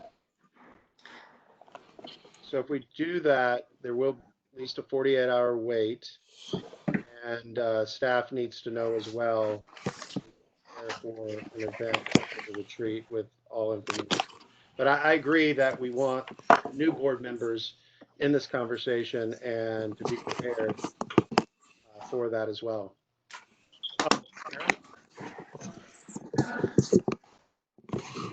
Sarah? Tony, unmute, please? I mean, mute yourself, please.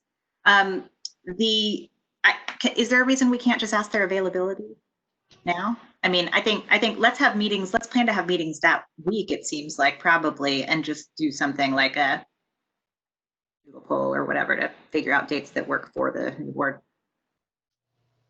Sure, we can definitely do that. I mean, there's no issue with asking Tanya to help us put out a doodle poll to include, and then by doing that, we can do the meetings via calling a special meeting at that point to put it on the calendar so everybody's aware of it. Yeah, I just think, I mean, clearly we're going to need to spend some serious time in the budget and working through a bunch of these other issues. So let's get it on the calendar. All right. Table this item tonight, Will, then? Is that what I'm hearing? Well, I'm just waiting to hear the rest of the comments, and then I think that's where it's headed, but let's just see if there are other comments. So if we table this tonight, will we go through this calendar with the new board at whatever that first meeting of the new board is? I mean, we'd have a doodle poll for a meeting that first week, like a retreat, but, and we can figure that out pretty quickly, but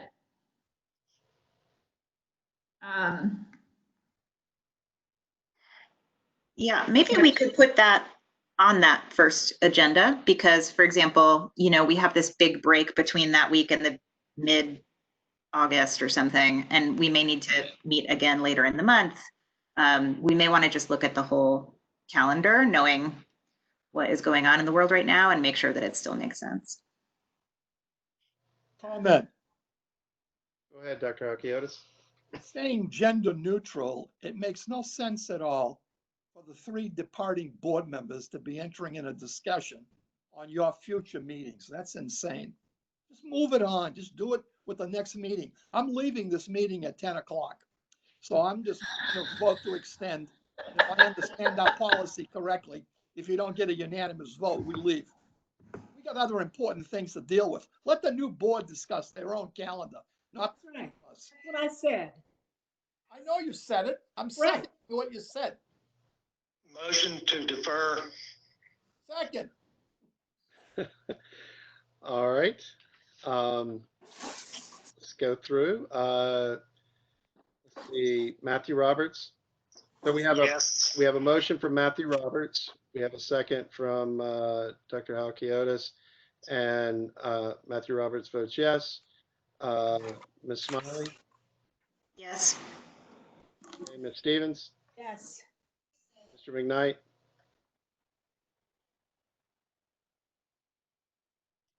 Mr. McKnight, you might be on mute. Yes. Okay, thank you. Ms. McKenzie? yes. Dr. Halkiotis? Yes. And chair votes yes, and the chair will put out a doodle poll to all. All right. Moving along, the technology refresh, Mr. Jones. Yes, thank you. Come before you tonight to seek approval on a bid for refreshing district technology, particularly the end devices for the students and staff. You all may recall in 2012, the district first embarked on a one-to-one project. That was initially for grades 6 through 12, but soon after was expanded downward to include the 3rd through 5th grades, and also with laptops for teachers.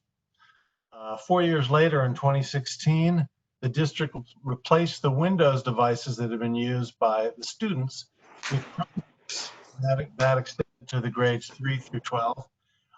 Windows devices again for teaching staff, and then K through 2 used carts of iPads in the classroom on a shared basis. Those devices that were purchased in 2016 are now at end of life. They've served us well, but they're soon to be out of warranty and requiring increasing amounts of service, which the district will bear the financial burden of if we don't do the refresh. As districts around the world are now learning, coronavirus has made technology more important than ever. Our district has been able to move to a remote learning model more easily than other districts that don't have the benefit of a one-to-one program. There's still work to be done to make sure that we've got access for all students, but it's given us a tremendous advantage. In anticipation of the refresh, IT began working in this last fall on the refresh specifics. We conducted research, had discussions, and gave demonstrations with teaching staff, curriculum and instruction, and the digital learning coaches. This effort led us to select an affordable, flexible solution of 2-in-1 Chromebooks for students and 2-in-1 Windows laptops for staff. Hold on. Do I need to mute anyone? I'll just go forward then. And this 2-in-1 platform, it's got a lot of flexibility. It's a device that looks like a traditional laptop, and it serves as one. But if you keep opening it, it extends beyond the normal boundaries, and it becomes a touchscreen tablet. So this greatly expands the device utility for students and staff. From January until the closing of schools in mid-March, IT had a road tour of these sample devices to most of the schools until the quarantine disrupted the demos. Throughout those demos, the reception was very positive. Many teachers have since reached out to volunteers as testers for these new devices. They've all endorsed this platform, all those that were in attendance, including the digital learning coaches, curriculum and instruction, and administrators.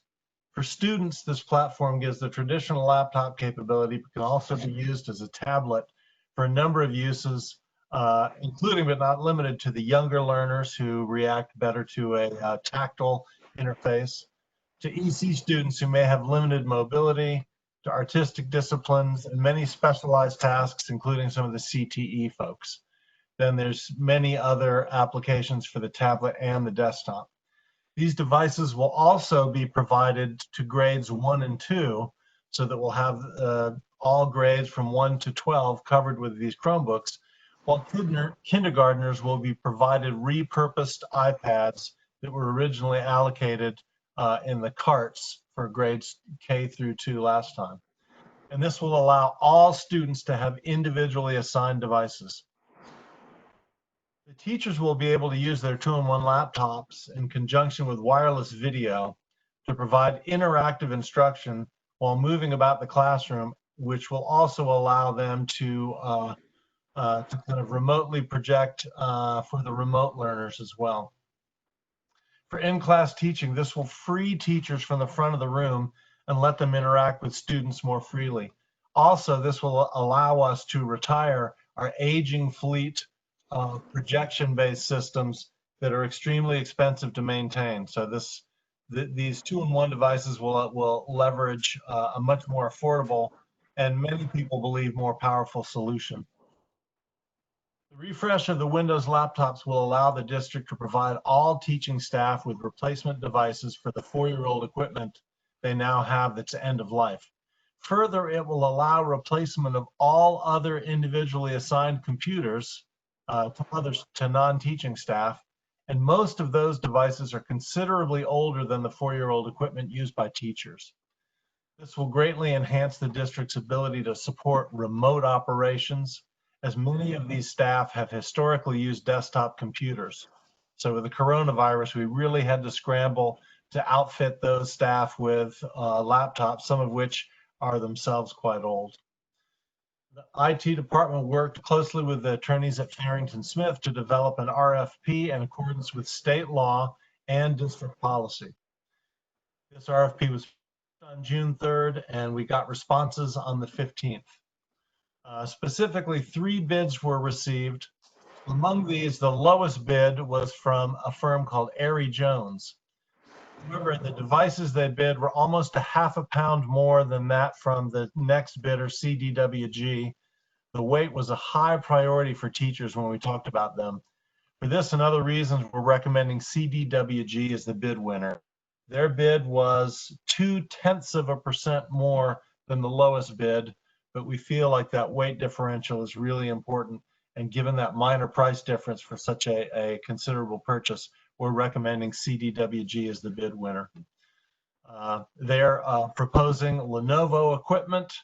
Their bid is includes all of the devices for the teachers as well as all staff and students.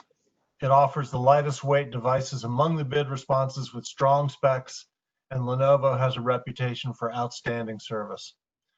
Once approved by the Board of Education, final approval will still be required from the Board of County Commissioners, and the Chief Financial Officer, Ms. Rath, and I are working with the Board of County Commissioners to make that happen. The total bid award with taxes and shipping and attendant services, which would cover accidental damage, asset tagging, licensing for the Chrome devices, and full enrollment services to make sure they can be distributed quickly, would be $4,516,816.75. So with that, I will open it up to questions regarding this RFP and our recommendation. Right, board, questions? Ben. Dr. Halkiotis has a question, then Matthew Roberts. Yeah, Todd, would you explain the financials that are involved here? Okay. Sales tax money, your loan from JP Morgan. Explain how all of that works, would you please? Yeah, I might turn that over to Rhonda to talk about the specific financing vehicle, but I can speak to the different things that are included with that cost if you'd like. Sure, that'd be fun. So this is looking at 8,000 devices for grades 1 through 12. That should cover enrollment and make sure we have spares that we leverage pretty heavily when students need when they've got a hardware problem, we're able to swap that out really quickly. Because these are cloud-based devices, the student can just log on to the loaner device, which then becomes their device. So that really helps us ensure minimum downtime. Also, we got this ratio of how many extra devices we need from looking at our metrics over the past 4 years and how often we needed to loan out devices. So we feel like that's a pretty tight number. The 1,000 devices will cover all teaching staff and all staff that are assigned a device to do their job. So essentially that would be all the staff that you can envision, would not include bus drivers, would not include most of the janitorial custodial services, would not include some of the folks in operations, all of whom can still leverage a shared computer that we set up periodically for their use. Would also include 4 years of accidental damage warranty coverage, very similar to what we've had the past 4 years, that has greatly enhanced schools' ability to kind of manage any of those damages and really only look at fines in the case of losses. That also includes asset tagging, licensing for the Chrome devices to ensure they can be managed in an enterprise environment, and all the enrollment services into our kind of enterprise management system. So once they arrive, they should already be enrolled. They should already know about our networks, and that should allow us to roll this out very quickly. Any questions about what is covered in that price tag?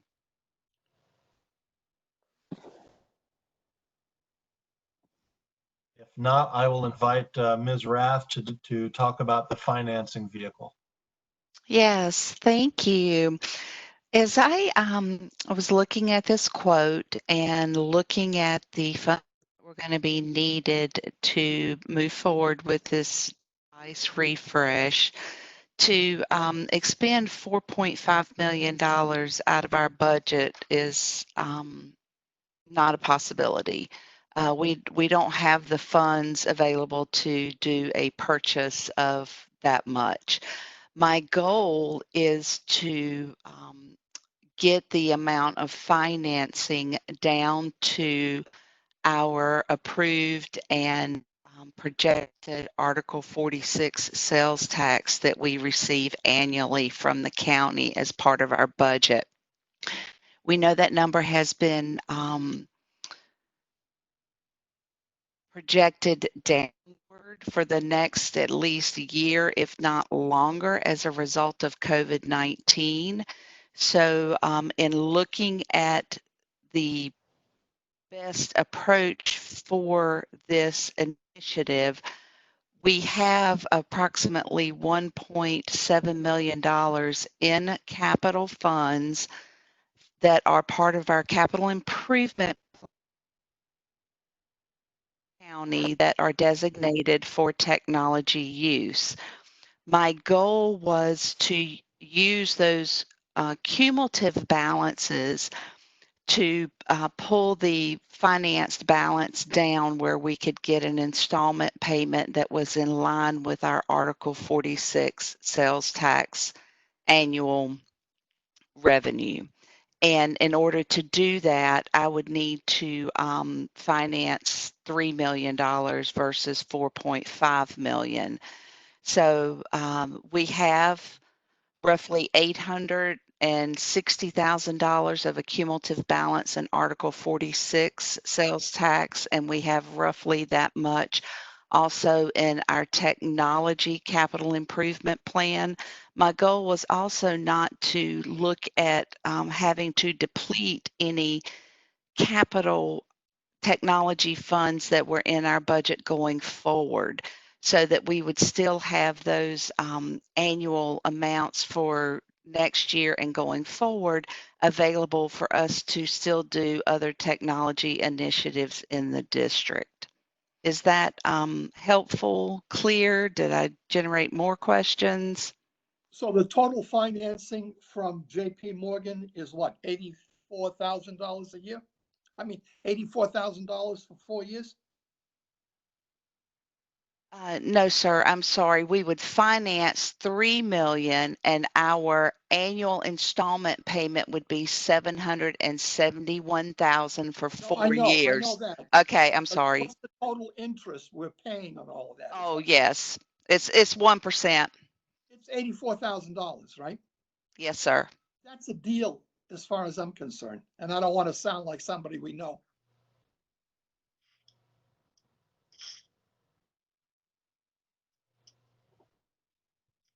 If I go ahead, Sarah. Well, can I go next? Hold on, Yeah. Matthew is next, and then we'll get you. Sarah. Right.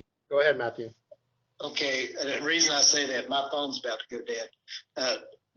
Rhonda, because I also think this is a good bargain. You're at 1.2%. What's the county paying for their bonds? May not know that, but it's probably a little bit more than that. I'm sorry, I don't know that off the top of my head, Mr. Roberts. Okay, but this is a good way to go with it, so I'm supporting that. Now, the next questions are for Todd. The first one is, Todd, you mentioned that we are going to have spare computers, and you said there was a percentage on that. I also knew, and I know that we're at the end of the 4-year plan on our Chromebooks now, but I also know at the end of the 4 years, there was times when students weren't able to get Chromebooks immediately when they needed them because of a shortage. Are you going to have more owners this time? We arrived at a 12% overage. And just to let you all know, you may, excuse me? He asked, what was it last time? I think it was probably about 10%. That's an improvement. So we've addressed that. The next one is, just for clarity, are we still staying with Chromebooks for the students? Yeah, yes, we are. They're by far and away the most affordable solution. They're very fast performance-wise, and because they're cloud-based, it really allows us to minimize the disruption of hardware problems. So if a student has that's fair enough. One last request: where you're doing the IDs on the computers, is there any way to also get an ID, a tag on the power cords, and both of them be referenced to the computer serial code that's on it, so that particularly with the power cords. Those are the ones a lot of parents were saying that their children were losing, and they felt that other children were picking them up when they were sitting around. So what we've done is we've got asset tags on the individual chargers, and we're checking those out individually to students. So we do have the ability to see if they're turning in the charger that was originally assigned to them. But if that asset tag is removed, is there a cross-reference to the serial number on the power cord? So No, there's not. There is a cross-reference. What I'm really saying is, instead of looking up our asset tag, look up the serial number that's on the actual PC or the power cord, because those tags are harder to get off. Right. So what I'm offering is there is that redundancy of the serial number on the computer device.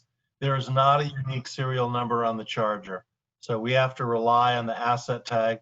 We get 10-year adhesive that's pretty strong, but sometimes the tags. That's okay. I'm just throwing it out that I've heard from parents that that's an issue. That was all that. One other question: were you replacing the projection devices? We are going to get new projection devices. Actually, what we're looking at, rather than the projection devices, which is fairly old technology, is getting much more affordable flat panel devices, and then the teachers can connect in wirelessly. These new devices have what's called Miracast capability, so they'll be able to connect in wirelessly, and our tests have been very encouraging, so that then they can rove around the classroom using this tablet mode. They could annotate, they could do anything creative, and it would all appear on the screen.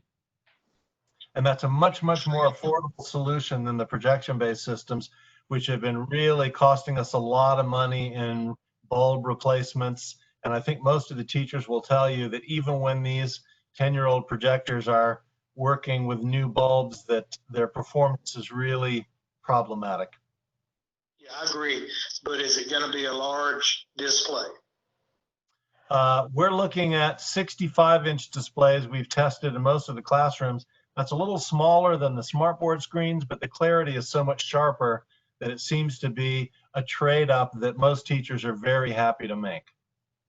I actually agree with that. I just want to make sure it's going to be large, and that's a good size display. That's all I had. All right, Sarah? One question I have about the funding for Ms. Rath is, where will the annual payments come from? So it sounds like you're anticipating we could use future Article 46 money potentially to pay for the $770 whatever $1,000 a year it is. Do you anticipate, given the lower projections for Article 46 funding, is that going to be enough? Do you expect we'll have to dip into fund balance? How do you think we'll pay for the annual payments? I was shooting to get with what our updated Article 46 has been post COVID-19. So what the county is projecting us at right now is $777,000 for the 2020-2021 year, and then that actually projection goes up to roughly $880,000 for the next 4 years after that in their 5-year plan. So my goal was shooting for a installment payment that was in line with our worst case scenario of the Article 46 sales tax. So we would not have to utilize fund balance or pull from any other capital funding going forward. Mr. Rath, as always, I really appreciate you. Thank you. Other comments from the board? Move the superintendent's recommendation. If I could just make sure that it's clear that the motion includes not only the bid award, but also includes the $3 million funding through JP Morgan, because I just want to make sure it's both pieces. Yeah, without that, you don't have anything. Absolutely. So we have a motion. And we have a motion from Dr. Halkiotis. We have a second from Matthew Roberts. Any more discussion? I saw Sarah, you had your hand up. Go ahead. I did have a couple of other questions. One is, I'm wondering, I know that part of the appeal is the tablet functionality. The online learning platforms that we're looking at, are they tablet compatible? We know that. I don't know that for specifics, but I do know these will function perfectly in the laptop mode as well. So this gives a lot of flexibility, not just for what we're anticipating for this next year, but for the next 4 years. It should afford a lot of different options and should give us a lot of flexibility. Okay, just a reaction to that, which is, you know, I think if part of the appeal is the tablet, but then we move to a system that is not tablet compatible, and then we're not, you know, these are more expensive by a bit, I think, than like the cheapest kinds of Chromebooks. So I would hope that those things do end up being compatible. And then two other questions. What will we do with the old devices? Can we sell them? Like, what will we do with them? Because, you know, I mean, the one my daughter has works fine. Like, so I think plenty of these work fine. I understand they're going to be out of warranty, but, and then why not Chromebooks for staff? So those are good questions. Let me take them one at a time. I think we're going to hold back some of the Chrome devices, the old Chrome devices. I don't think we're going to need all 6,000. So we'll probably look to see some way we can sell those in auction. But I think having a reserve of the old ones will really help in case there's a lot of strain on the loaner pool. It'll also help with some of the summer programming, which tends to kind of compete with the existing pool of devices. So I'm not sure if we'll hold back 1,000 or maybe a little bit more, but we'll work with staff to see what makes sense. What we're planning on doing for the old teacher laptops is we'll refurb those and use those as the loaner devices, so that you know, teachers will have more options should they need a loaner. Also, it'll be flexibility for the schools in case there are volunteers that come in that need access, student teachers that come in. There seem to be a lot of, you know, needs that kind of manifest themselves without much warning. This will give the schools a lot of flexibility in how they can kind of make these short-term assignments. I also know that CTE has been very interested in having access to good Windows devices. So I think we can use those for a lot of purposes. So we're planning on holding on to all of the teacher laptops that we've got and using those for a lot of different purposes. Obviously, as the value declines, some of the repair costs might not be worth it, but we'll have a fair surplus. So I think that's going to serve us well over the next 4 years. And your third question was, why not Chrome devices for teachers? That's somewhere that that we've explored, and I think that's something that DLCs want to look to envisioning and transition to over the next 4 years. There's still a number of programs that the teachers use, some of which are required, that require the Windows platform, including some aspects of PowerSchool that are not yet fully web enabled in the North Carolina version of PowerSchool. And to some extent, it gives the teachers more flexibility and access to the Microsoft products that have only kind of a limited set of options in the Chrome environment. But certainly the Chrome environment has been a big boon to us in IT for being able to manage these devices in an enterprise and manage security. So that's something that we want to work with the DLCs to see if that's something maybe we can move toward in the next 4 years. But I didn't think neither us nor the faculties or the DLCs thought we could make that big leap right away. Thank you.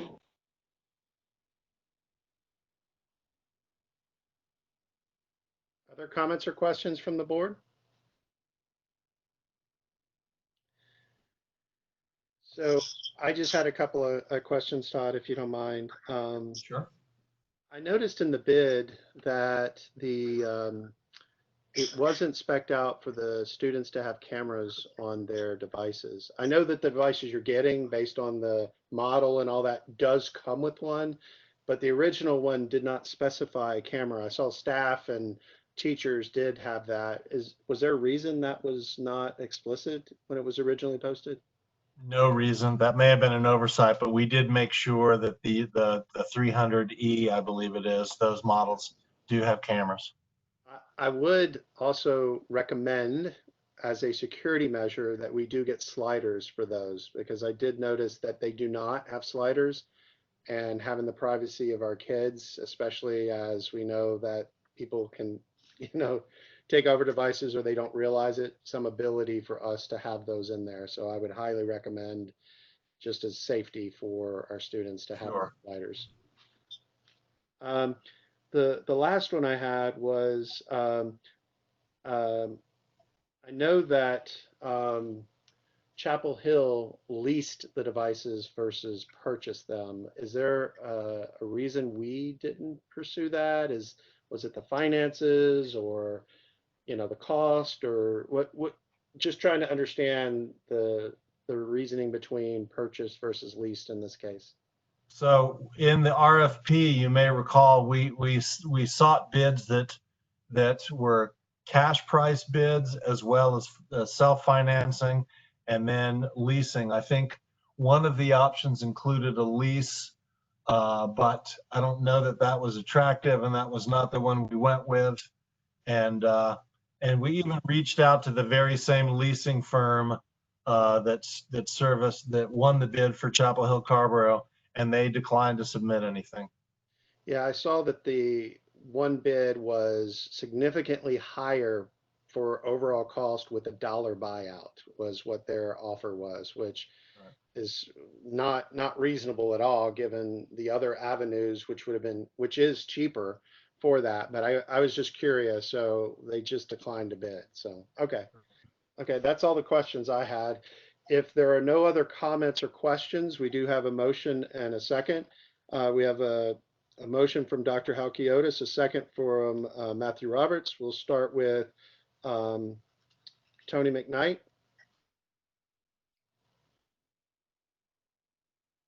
Hey, Tony, are you on mute?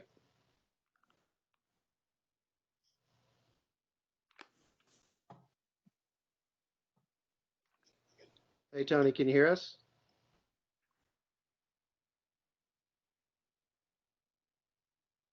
All right, I'll come back to Tony. All right, Sarah Smiley. Yes. Okay.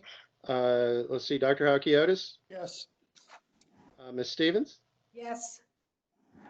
Matthew Roberts. Yes. Hillary McKenzie. Yes. Tony McKnight.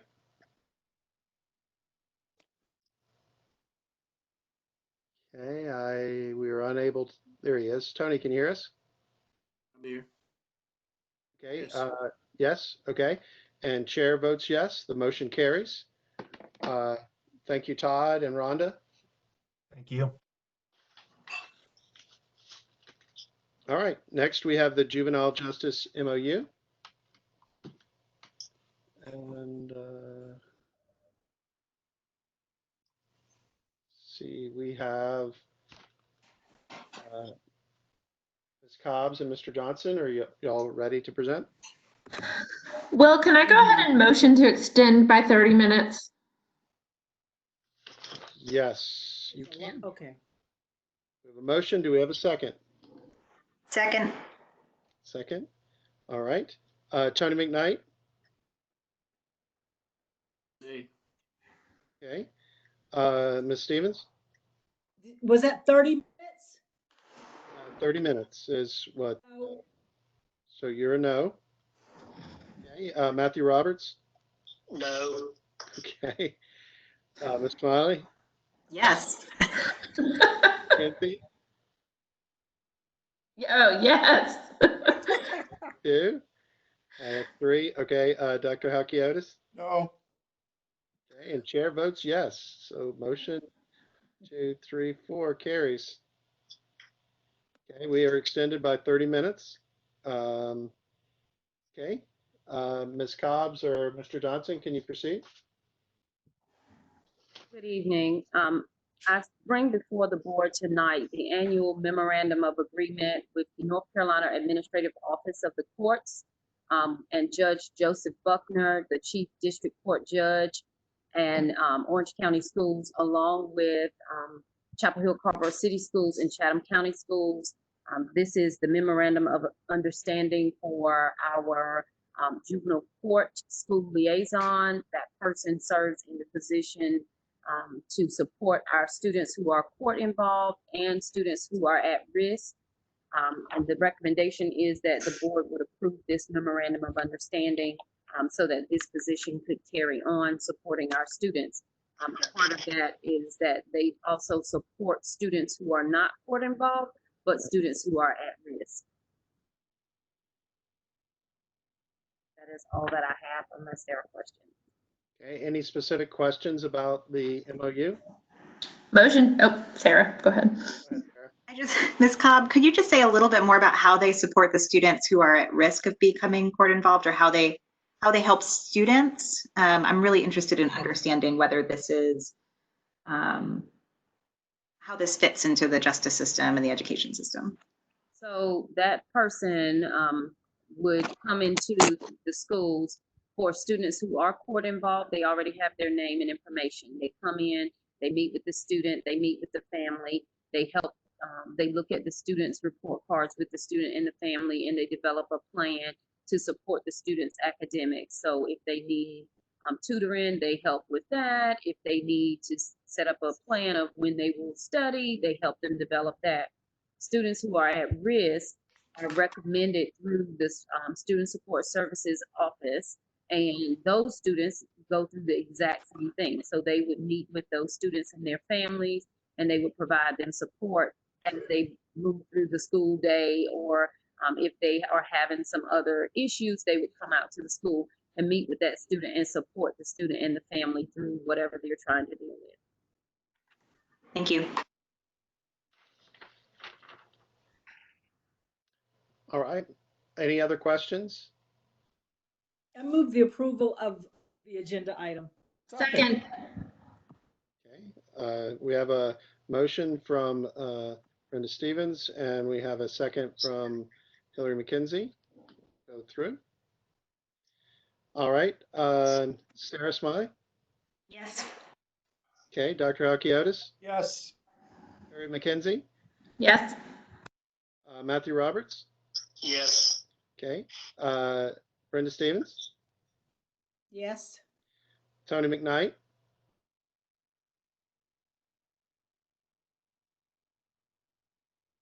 Hey, Tony, you're on mute.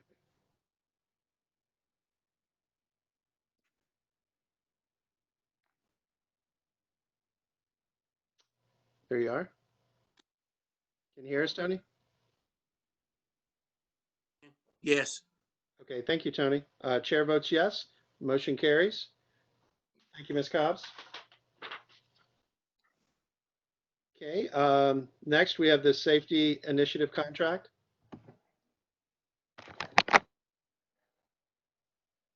Everyone.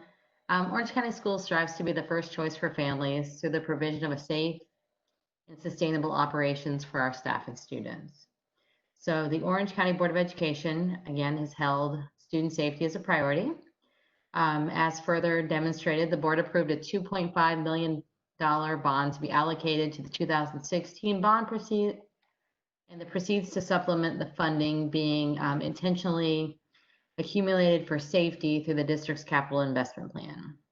The county has released all bond funding allocated for this purpose, thereby allowing this project to move forward for implementation at this time. So Orange County School staff has conducted considerable due diligence to explore integrated safety and security systems and implement strategies that best align with our safety goals, while also considering the long-term sustainability of the system that we're going to have installed. On the 25th of 2019, you authorized the district to enter into a contract with Stanley Security via its local distributor Sonatrol Integrated Security out of Raleigh to purchase a turnkey integrated system that includes access control, video surveillance, and intrusion detection. Stanley was awarded the contract via public bid and was awarded through Sourcewell, and that's a cooperative purchasing organization that Orange County Schools is a member of. So I have a member from Stanley on the line, and he will take you through what they will do over the next 2 to 3 months, and then I will finish with what the contract will cost annually. Chuck, are you on the line? So before we do that, Sarah, I just had a question for Jonathan. Jonathan, given this is the security and safety of our security of our schools, I worry about the level of detail we might go into this discussion. Can you give some guidance on this? Appreciate the comment. We should certainly steer away from any security vulnerabilities of any schools and to keep the conversation at a high level. If there's going to be any specific discussions around security vulnerabilities, then that would need to be in closed session. All right. Thank you, Jonathan. Thanks, everyone. This is Chuck Harrelson. Appreciate everyone being here late. Suzette Harvey with me, my VP of Operations. We're excited about the opportunity. I want to compliment the Orange County team that we've worked with. So the implementation is set to take place over the next several months, and it will commence with contract approval and signature. Orange High School is slated to be our first installation location. Orange High is likely to be one of our most complex installations, and we all know that, given the size and just the age of the facility. However, we think that it's going to be the best for us to start there, and we're going to use it as basically our project to determine lessons learned. So Cedar Ridge will be installed after Orange High, and the middle schools will follow. Elementary will then proceed after that, and we'll keep ongoing. We'll do that ongoing with the vestibules installation at the elementary schools. And the work is all scheduled to be completed no later than the end of December 2020. It should be noted that we'll pick every option to minimize to the schools while we're installing and the need for our in-house IT services and additional equipment. And any additional OCS IT resources that may be required in the future will be reduced because of this contract. So what Sonatrol will be providing will be the turnkey installation. They will be doing security for us. They will do 24/7 monitoring, and they will do our, like I said, our access control and our camera system. So in addition to the upfront cost, approval is recommended for the annual service agreement at a cost not to exceed $140,000 annually. The service provides 24/7 monitoring for all systems and protects the district's investments by providing equipment/repair to ensure a fully operational system at all times. So Sonatrol's monitoring services will identify any equipment not functioning properly and will notify our personnel right away. In cases of normal wear and tear, the cost of replacing equipment will be supported by the maintenance agreement with limited exceptions. So the service agreement is renewable annually during an initial 5-year period, and Sonatrol has agreed to maintain pricing for the service agreement for the 5-year period. At this time, funding for the service agreement would be supported through recurring capital. So at this time, or I guess, are there any questions for me? And Chuck, while we're here. All right. Any questions from any board members?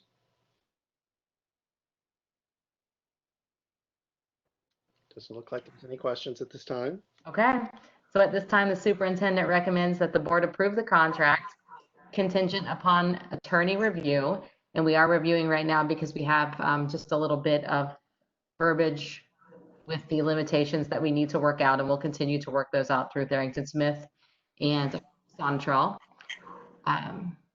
So, and the board recommends that, or the superintendent of boards recommends the board approve the contract contingent upon review with Sonatrol integrated system on behalf of Stanley Security to provide, install, monitor, and maintain safety and security equipment per the equipment schedule that you have in the board packet. And authorize the chair to sign on behalf of the board. Authorize the superintendent to sign any incidental change orders consistent with board policy. I move the approval of the recommendation. Second. All right, we have a motion from Brenda, a second from Dr. Halkiotis. Mary McKenzie, Yes. Sarah Smiley, Yes. Matthew Roberts, Yes. Tony McKnight, Yes. okay, Brenda Stevens, Yes. and Dr. Halkiotis. Yes. And the chair votes yes. Thank you so much, Ms. Pitts. All right, next up on the agenda is the Cedar Ridge School Ag Addition change order. During the Board of Education work session on August 17, 2018, the board provided input on a new classroom addition designs for Cedar Ridge High School. The modified design plans presented and approved by the board during the October 8th meeting included a feedback informational session with additional considerations given to the construction of a 1.2 outdoor lab just to the east of the bus parking lot on the campus for a future CTE outdoor learning lab. The site work for the outdoor lab was to include clearing, grubbing, grading, a bunch of other stuff. Design work, when completed, was to provide the school with the bare bones beginning of the outdoor learning lab that could be used for further development by staff. Several design meetings were held between Cedar Ridge, Orange County Schools, the engineer, and the health department to verify that all requirements for the project had been met. Design specifications were created by Corley Redfoot and were placed out to bid, and informal bids were collected on March 17th, 2020. At that point, only one bid was received, and that was from the current contractor who's working on Cedar Ridge right now. The bid amount was significantly above what we had bid for, or what we had set aside for the project, and put it into the formal project range. So subsequent discussions were had with the engineer and architectural firm and with the contractor, and that was to value engineer options and scope changes in order to allow us to review the project. So based on follow-up discussions with Orange County School staff, it was determined that the scope of work changes would include just the site work prep portion, and this could be included in a change order request. So the reduced scope of work, which also includes allowances for rock removal and unsuitable soil, which we think is going to be a huge problem at that site as they may be encountered. So at this point, the superintendent recommends that the board approve the change order number 6 to the new classroom addition to Cedar Ridge for work on the outdoor learning lab. Authorize, oops, I guess I should ask for questions first, shouldn't I? Before I move a motion. Okay, sorry. Yes, Sarah. I have a question about this one. And I went back to try to find out when in the history to remind myself of these meetings where we had talked about this lab, and I watched some of them. And so I know that the desire for this lab came from FFA students and CTE students in both high schools really wanting to see more of an option for outdoor learning at Cedar Ridge, which totally makes sense to me. And the idea of packaging it with the addition was that we could sort of save some money and some time by having the same group do this at the same time. And so hearing that the amount was super high, and so all we can do is do the grading, and we might run into like major issues of rock removal, some of those figures of like the cost of the rock removal really makes me wonder if this is worth doing in this location at this moment, given the rest of our budget, or whether there are alternative locations we should be looking at when we are in a different financial place, across the street on the graded ground property or something. It sounds like it's a lot more expensive and complicated than we thought. And so maybe this is not the moment to try to package it together with the addition. So just putting that out there for any reactions, or Ms. Pitts, if you have anything else to say about that. Yes, you're correct. We're going to package it together with the grading company to save costs as they put in the new teacher parking lot at Cedar Ridge. But yes, with what we have funded, we anticipate being able to grade, get everything laid out. They'll put in the concrete pad And then we'll be able to use the designs that they took and bid out potentially the building and utilities if there's enough left.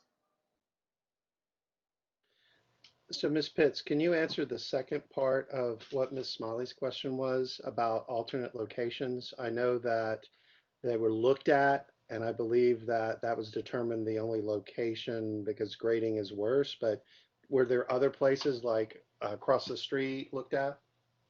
Yes, the problem with that becomes if we're going to use it as an outdoor learning lab across the street, they have to be within so many feet of a restroom, and we have to be able to get running water and utilities there. So that increased the cost at that location.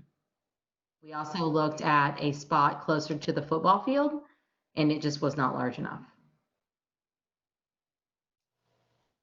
So I think at the time it was presented to the board, this was the only logical location that it could go.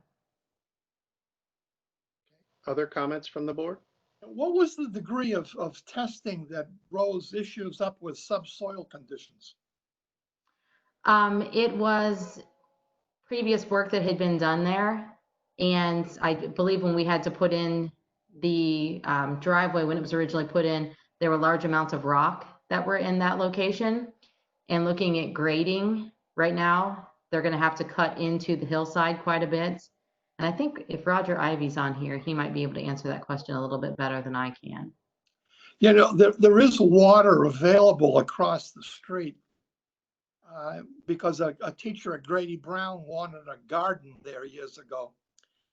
And a water line was actually run. There's a spigot in the ground across the road on that open field next to the water tank where there was a garden many years ago. And I do believe, Ms. Smiley, they're doing a traffic study for Grady Brown and Cedar Ridge to try to get some of the traffic off the road. And they're proposing basically a new entrance in that location also. Right, other board comments or questions? Who's doing the traffic study?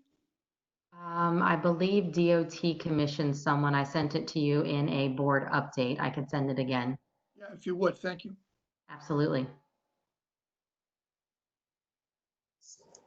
So this grading puts the Cedar Ridge Addition project slightly over budget. Is that right? The grading will allow us to do it within the budget that we have available.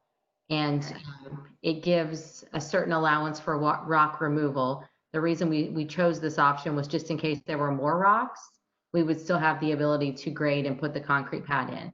If it goes right now at the price that it is scheduled at, we would have quite a bit of money left over to come back in and put in the concrete pad in the building later. Okay.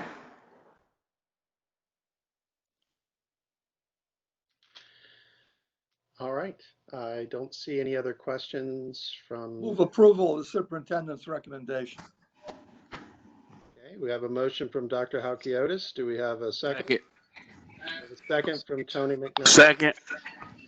Thank you, Tony. All right, Matthew Roberts. Yes. Okay. Hillary McKenzie, Yes. Sarah Smiley, Yes. Brenda Stevens, Yes. Tony McKnight, Yeah. Dr. Halkiotis, Yes. and chair votes yes. Motion carries. Thank you, Ms. Pitts. All right, we have one last agenda item, board. This is a information only. Sarah, are you covering this as well? Yes, I am. All right, thank you. So the purpose of the last agenda item is just to review all of the projects that Orange County Schools will be undertaking this summer as part of bond, CIP, and just some deferred maintenance. So as you know, we conducted our facilities assessment with Corley Redfoot 2013, 2014 to look at the comprehensive needs of all of our facilities. The district also completed a needs assessment for safety, security, building roofs, those type of things. All projects were identified in the Corley Redfoot study. They looked at facility issues identified and what the immediate fixes would be. We looked at our low performing schools and our priority of schools. And then we also looked at prevention and deferred maintenance when setting our CIPs. So In your packet, I just included a review of the projects to be completed. What I wanted to go over was just to let you know that we will be starting on Cameron Park, and demolition has started in the inside of Cameron Park as we speak. So they will be getting their kitchen upgrade. They will be getting their HVAC upgrade in the 100 wing. They will also be getting building envelope windows and exterior resurfacing in the 100 wing right now. Cedar Ridge's new classroom addition is underway, and it is scheduled to have a majority completion in October, and I believe final completion is slated for December. And then we will also be doing roofing projects this summer at Central, Grady Brown, and ALS. We'll have some environmental abatement going on at those locations too. Eflin Cheeks is getting the whole new front entrance redesign this summer, and that has started. And then at this time, we currently have in design phase the Central Elementary exterior brickwork.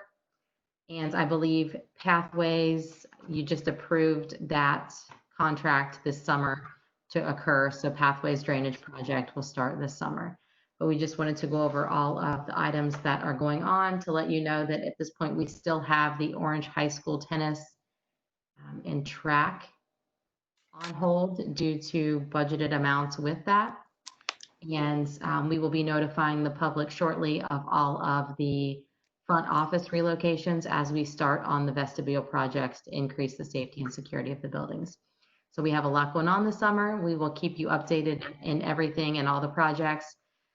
Right now, I believe that Cameron Park is the only one that's slated to have some equipment delayed due to COVID, but we are working with our vendors. It will be the HVAC equipment.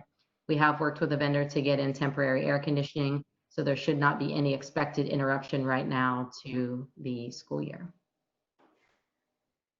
We just want those for your review. Does anyone have any questions pertaining to any of the projects? I got a comment. Go ahead, Dr. H. I just want you to know I've been really impressed listening to you the last few months, and I think you've done an outstanding job as the interim operations person. And I just wanted to say thank you for what you've done. Well, thank you. Given your history, I take that to heart in all the things that you've done for Orange County Schools. Good job. All right. Any other comments, questions? Just a strong second on that, Ms. Pitts. Thank you. Yes, Ms. Pitts, thank you for everything you've done. I have only one question about this. I did, as I went through it, just gave me appreciation for everything we've got going on to help improve the environments, to make them safer. One that caught my eye that I don't remember the details of, but wanted to ask just a quick, can you give us a little more on it, was the composting initiative that's at all the elementary schools, and just kind of give us a little high level, you know, given we're not in the schools right now, but something to expect when we're able to get back in.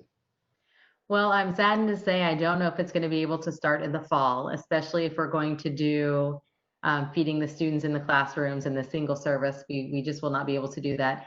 But we did run 2 pilot programs at Central Elementary in Hillsborough. They were highly effective. The kids loved them. They decorated the little coasters. The parents got really excited, and so did the teachers. So we were hoping to run the composting initiative with all elementary schools and middle schools this school year. And that would run in a partnership with Orange County, with Solid Waste and Brooks Composting. And what they would do is the students would do a 5-point sort with all of their lunches. So we would have the trash, we would have the recycling, we would have the composting. Composting would then go back to the kitchen where the food, the leftover food would be placed in, and they would go out every day. And Brooks would then pick it up twice a week, take it to their composting center, and they would be willing to donate a truckload of compost to participating schools. So we would get like a truckload of compost for our school system. So we'll work out those details when we can get that up and running. But hopefully, once we get rid of COVID, we can go back to composting and a lot of our sustainability and green initiatives. That's fantastic to hear. Thank you so much for taking the time to go through that. All right, anything else from anybody on the board? I move to adjourn. Second. Okay, we have a motion from Brenda, a second from Dr. Halkiotis. Tony McKnight? Yes. Okay. Matthew Roberts? Yes. Okay. Dr. Alkiotis? Yes. Okay. Brenda Stevens? Absolutely. Hillary McKenzie? Yes. Sarah Smiley? Yes. And chair votes yes. Thank you, everybody. Have a great night. Thank you for all your participation and focus tonight. Have a good night. Thanks, everyone. Good night.